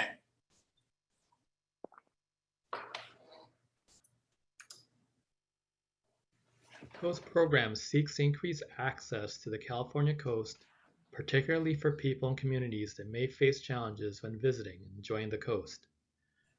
Through these grants, tens of thousands of Californians have been able to experience the coast, often for the very first time. Our program has consistently received proposals that exceed the resources required to manage them, making the grant rounds very competitive. This year's Explore the Coast request for proposal and application was announced in January 2021. Potential applicants were given roughly 2 months to submit their completed applications by the due date of March 22. We received a total of 95 proposals which were scored by Conservancy staff. The top 77 applications were then sent to the advisory board for their review. In June, Conservancy staff and the advisory board met over Zoom to discuss the proposals, and a final set of 45 projects were selected for recommendation. Compared to previous years, this is twice the average number of ETC projects staff has recommended previously. In this presentation, we will showcase 12 examples of projects that meet program priorities. In the interest of time, we will not review all 45 projects. Staff aims to equitably distribute ETC funding and better serve our ETC priority communities. To better achieve these goals, Conservancy staff created an Explore the Coast Advisory Board in 2019. This year, we are excited to have 10 advisory board members representing various regions of the state with backgrounds in environmental justice, coastal access issues, tribal advocacy, disability rights, foundation work and funding, grant program administration, and environmental education. The advisory board provides input on the application process, application review, and ongoing management of the grant program. The program is typically funded by the California Environmental License Plate Fund, derived from sales of specialized license plates, and the Coastal Access Account, derived from the Coastal Commission's Coastal Development Permit application fees. However, this year the program received a $14 million appropriation through the State General Fund, which is derived from a variety of state revenue sources. This statewide map shows the regional spread of participants from Humboldt County to San Diego County. The numbered arrows represent the number of projects being proposed for that region. Explore the Coast grants serve groups and communities that consistently face barriers to accessing the coast. Here are a few examples of projects that exemplify that goal. Lifesail Inc.'s Sailing Adventurers for Foster Youth project will provide daily sails in Santa Monica Bay for 112 foster youth from marginalized neighborhoods and short-term residential treatment centers in Los Angeles and Antelope Valley. Due to being in temporary living arrangements, few foster youth are exposed to hobbies, nature, the ocean, arts, and other life experiences in the same way as their peers who remain in family homes. The project will offer sailing adventures to foster youth participants, where they will experience hands-on sailing, enjoy the wind and waves, and observe birds, sea lions, dolphins, and whales. Waterside Workshops is a nonprofit organization that organizes outdoor recreation, job training, and social services for low-income youth in the Bay Area, including those who are in foster care, who have disabilities, are experiencing homelessness, have been previously incarcerated, or who are on probation. The project will serve 50 low-income youth by teaching them to camp and recreate outdoors, paddle, and sail via weekly excursions. Lastly, we have the California Field School, which will organize 4 week-long overnight bicycling camping trips for 60 high school students from the Fruitvale neighborhood in Oakland. Students will travel by bike from San Francisco to Santa Cruz, exploring the indigenous, ecological, and environmental history of the California coast along the way. Participants will learn about the coast from locals and take part in hands-on activities that enhance their understanding of and connection to the land, such as studying habitats, testing water, conducting soundscape experiments, and observing flora and fauna. Other projects proposed for funding today serve diverse populations, including tribal groups, people with disabilities, migrant farm working families, immigrants, people of color, and low-income and underrepresented populations. Another priority is support programs that make all Californians feel welcome and create a sense of belonging for participants, especially for first-time coastal visitors. The following projects are examples of programs that achieve this goal. Refugee Enrichment and Development Association's Refugee Retreats program will offer 4 retreats to approximately 108 low-income refugees from Sacramento to enjoy the coast in Point Reyes National Seashore. The key objective to this program is to use the healing power of the coast to address the multiple life and structural stressors that refugees experience. Ocean Discovery Institute's Connecting Young People to Coastal Environments program will take more than 4,000 elementary school students from the City Heights community in San Diego on field trips to see tide pools, wetlands, and kelp forests along San Diego's coast and to the Living Coast Discovery Center, where they will engage in interactive activities. This program will build the students' love for the coast, where they will ultimately develop a sense of comfort and belonging there. Ventana Wilderness Alliance's Youth in Wilderness program will take approximately 24 low-income youth from the Monterey Peninsula, Salinas Valley, and Watsonville areas on 2 3-day coastal watershed backpacking trips along the Central Coast. This program will allow students to gain comfort in the outdoors through a set of immersive activities and will inspire leadership in the process. Several projects also provide people with physical, cognitive, and emotional disabilities opportunities to interact with and enjoy the coast, such as the Youth Adventurers Project with Lighthouse for the Blind and Visually Impaired. This project provides coastal recreational activities such as kayaking, surfing, educational outings, and beach fun for 30 blind high school students and young adults from the San Francisco Bay Area. Blind youth are often excluded from outdoor activities due to misconceptions about their abilities, overprotective families, transportation barriers, and self-confidence issues. While the project focuses on fun and adventure at coastal locations, students will also practice being independent while recreating. The United Cerebral Palsy of the North Bay, Inc. will host 6 shoreline day camps for 120 children and adults with developmental disabilities from Sonoma, Napa, and Solano counties. Each day of the camp will have a different theme, such as beach Olympics, surfing, hiking, or nature art. The objective of this project is to provide coastal recreation experiences, develop self-confidence for the participants, and gently expose them to the seashore. Shared Adventures Day on the Beach project is an annual event in Santa Cruz that welcomes people with disabilities from communities spanning from the Sacramento/Bay Area, Central Coast, and the Central Valley. Participants enjoy a full day of outdoor recreation, including kayaking, canoeing, scuba diving, and wheelchair rides along the beach. Shared Adventures will serve about 300 people with disabilities. To accommodate participants, a large platform will be temporarily constructed on the beach. To maximize accessibility, there will be rollout mats, beach chairs, accessible parking, adaptive activities and food services, and physical therapists at all activity venues. Lastly, we support projects that demonstrate an understanding of or have strong partnerships with the communities they serve. Jug Handle Creek Farm and Nature Center's Pomo Coast Connect project links the Coyote Valley Band of Pomo Indians, the Sherwood Valley Band of Pomo Indians, the Pinoleville Pomo Nation, and other indigenous tribes of Mendocino and Lake counties to bring approximately 450 tribal elders, parents, youth, and small kids to the Mendocino coast as a community group and engage in cultural practices on the beach, the ocean, and historical coastal Pomo lands. Little Manila Rising's Delta to the Sea program will provide up to 78 low-income youth from South Stockton and surrounding communities with a weekend retreat to locations on the San Joaquin Delta and the Marin Coast to learn about their connections to the land, develop stronger relationships with the coast, and build skills that strengthen community resilience. The program will be conducted through a collaboration between Little Manila Rising and trusted community partners and will be provided at no cost to program participants.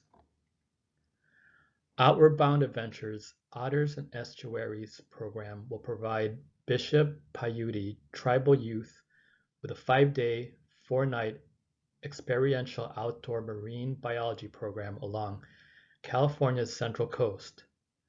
Through a collaboration between OBA, Bishop Paiute tribal elders, and the Owens Valley Indian Water Commission, participants will engage in recreational and stewardship activities that will develop skills that will result in a deeper and practical understanding of the natural world.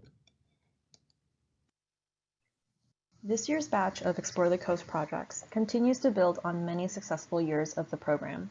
Since 2013, the program has funded 220 projects, distributing about $7.2 million to grantees to bring Californians to the coast. The examples we highlighted today are just some examples of what the 45 projects proposed for funding will accomplish. Leveraging $1.7 million of ETC funds, project partners will provide approximately $2.3 million in matching funds and over another $2.3 million worth of in-kind services. Much of this is a result of the hundreds of hours of volunteer time that will support the ETC projects, which just reflects how important these projects are to the communities they serve. We also received 93 community support letters for the projects we are recommending today. This program goes above and beyond our goals of increased coastal access. It provides recreational and social opportunities and addresses health and culture.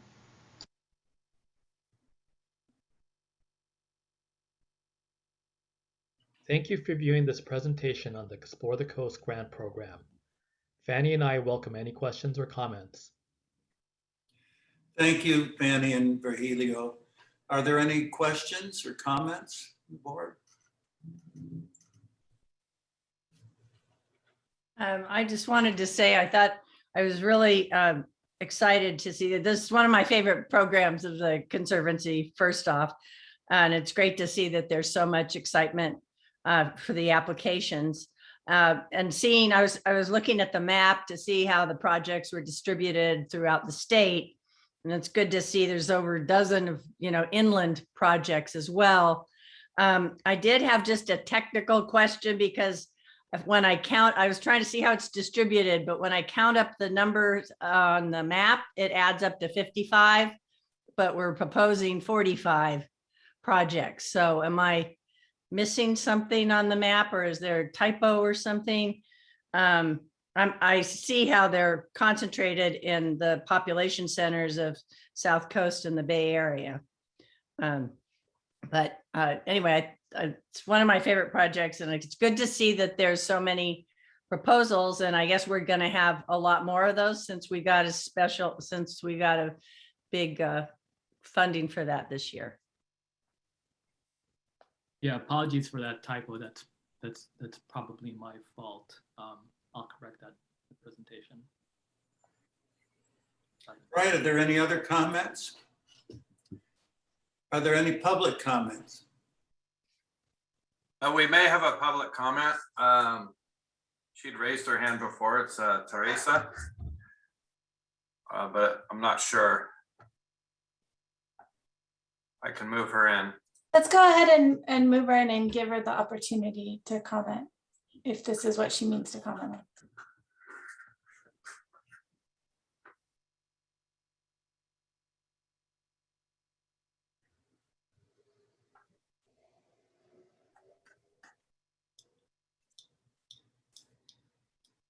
It's taking a minute.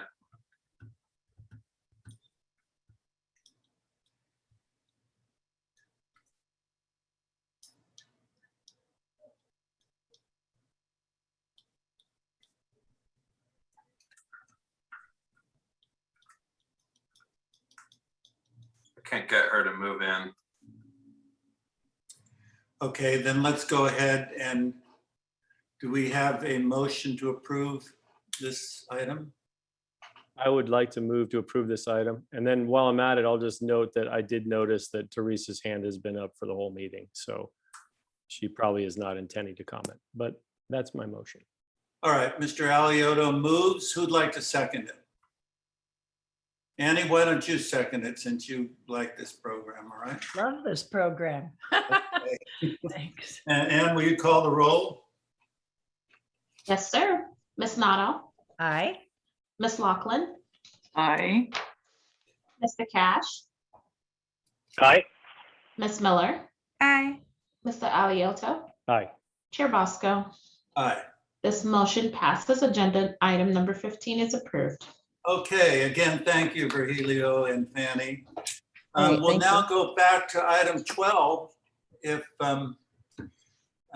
Joseph, are you ready to consider that or? I am, but first I just want to just say briefly, I did have a chance to review the final negative declaration. I reviewed the entire thing. I had an opportunity to also review specifically some of the comments that we heard.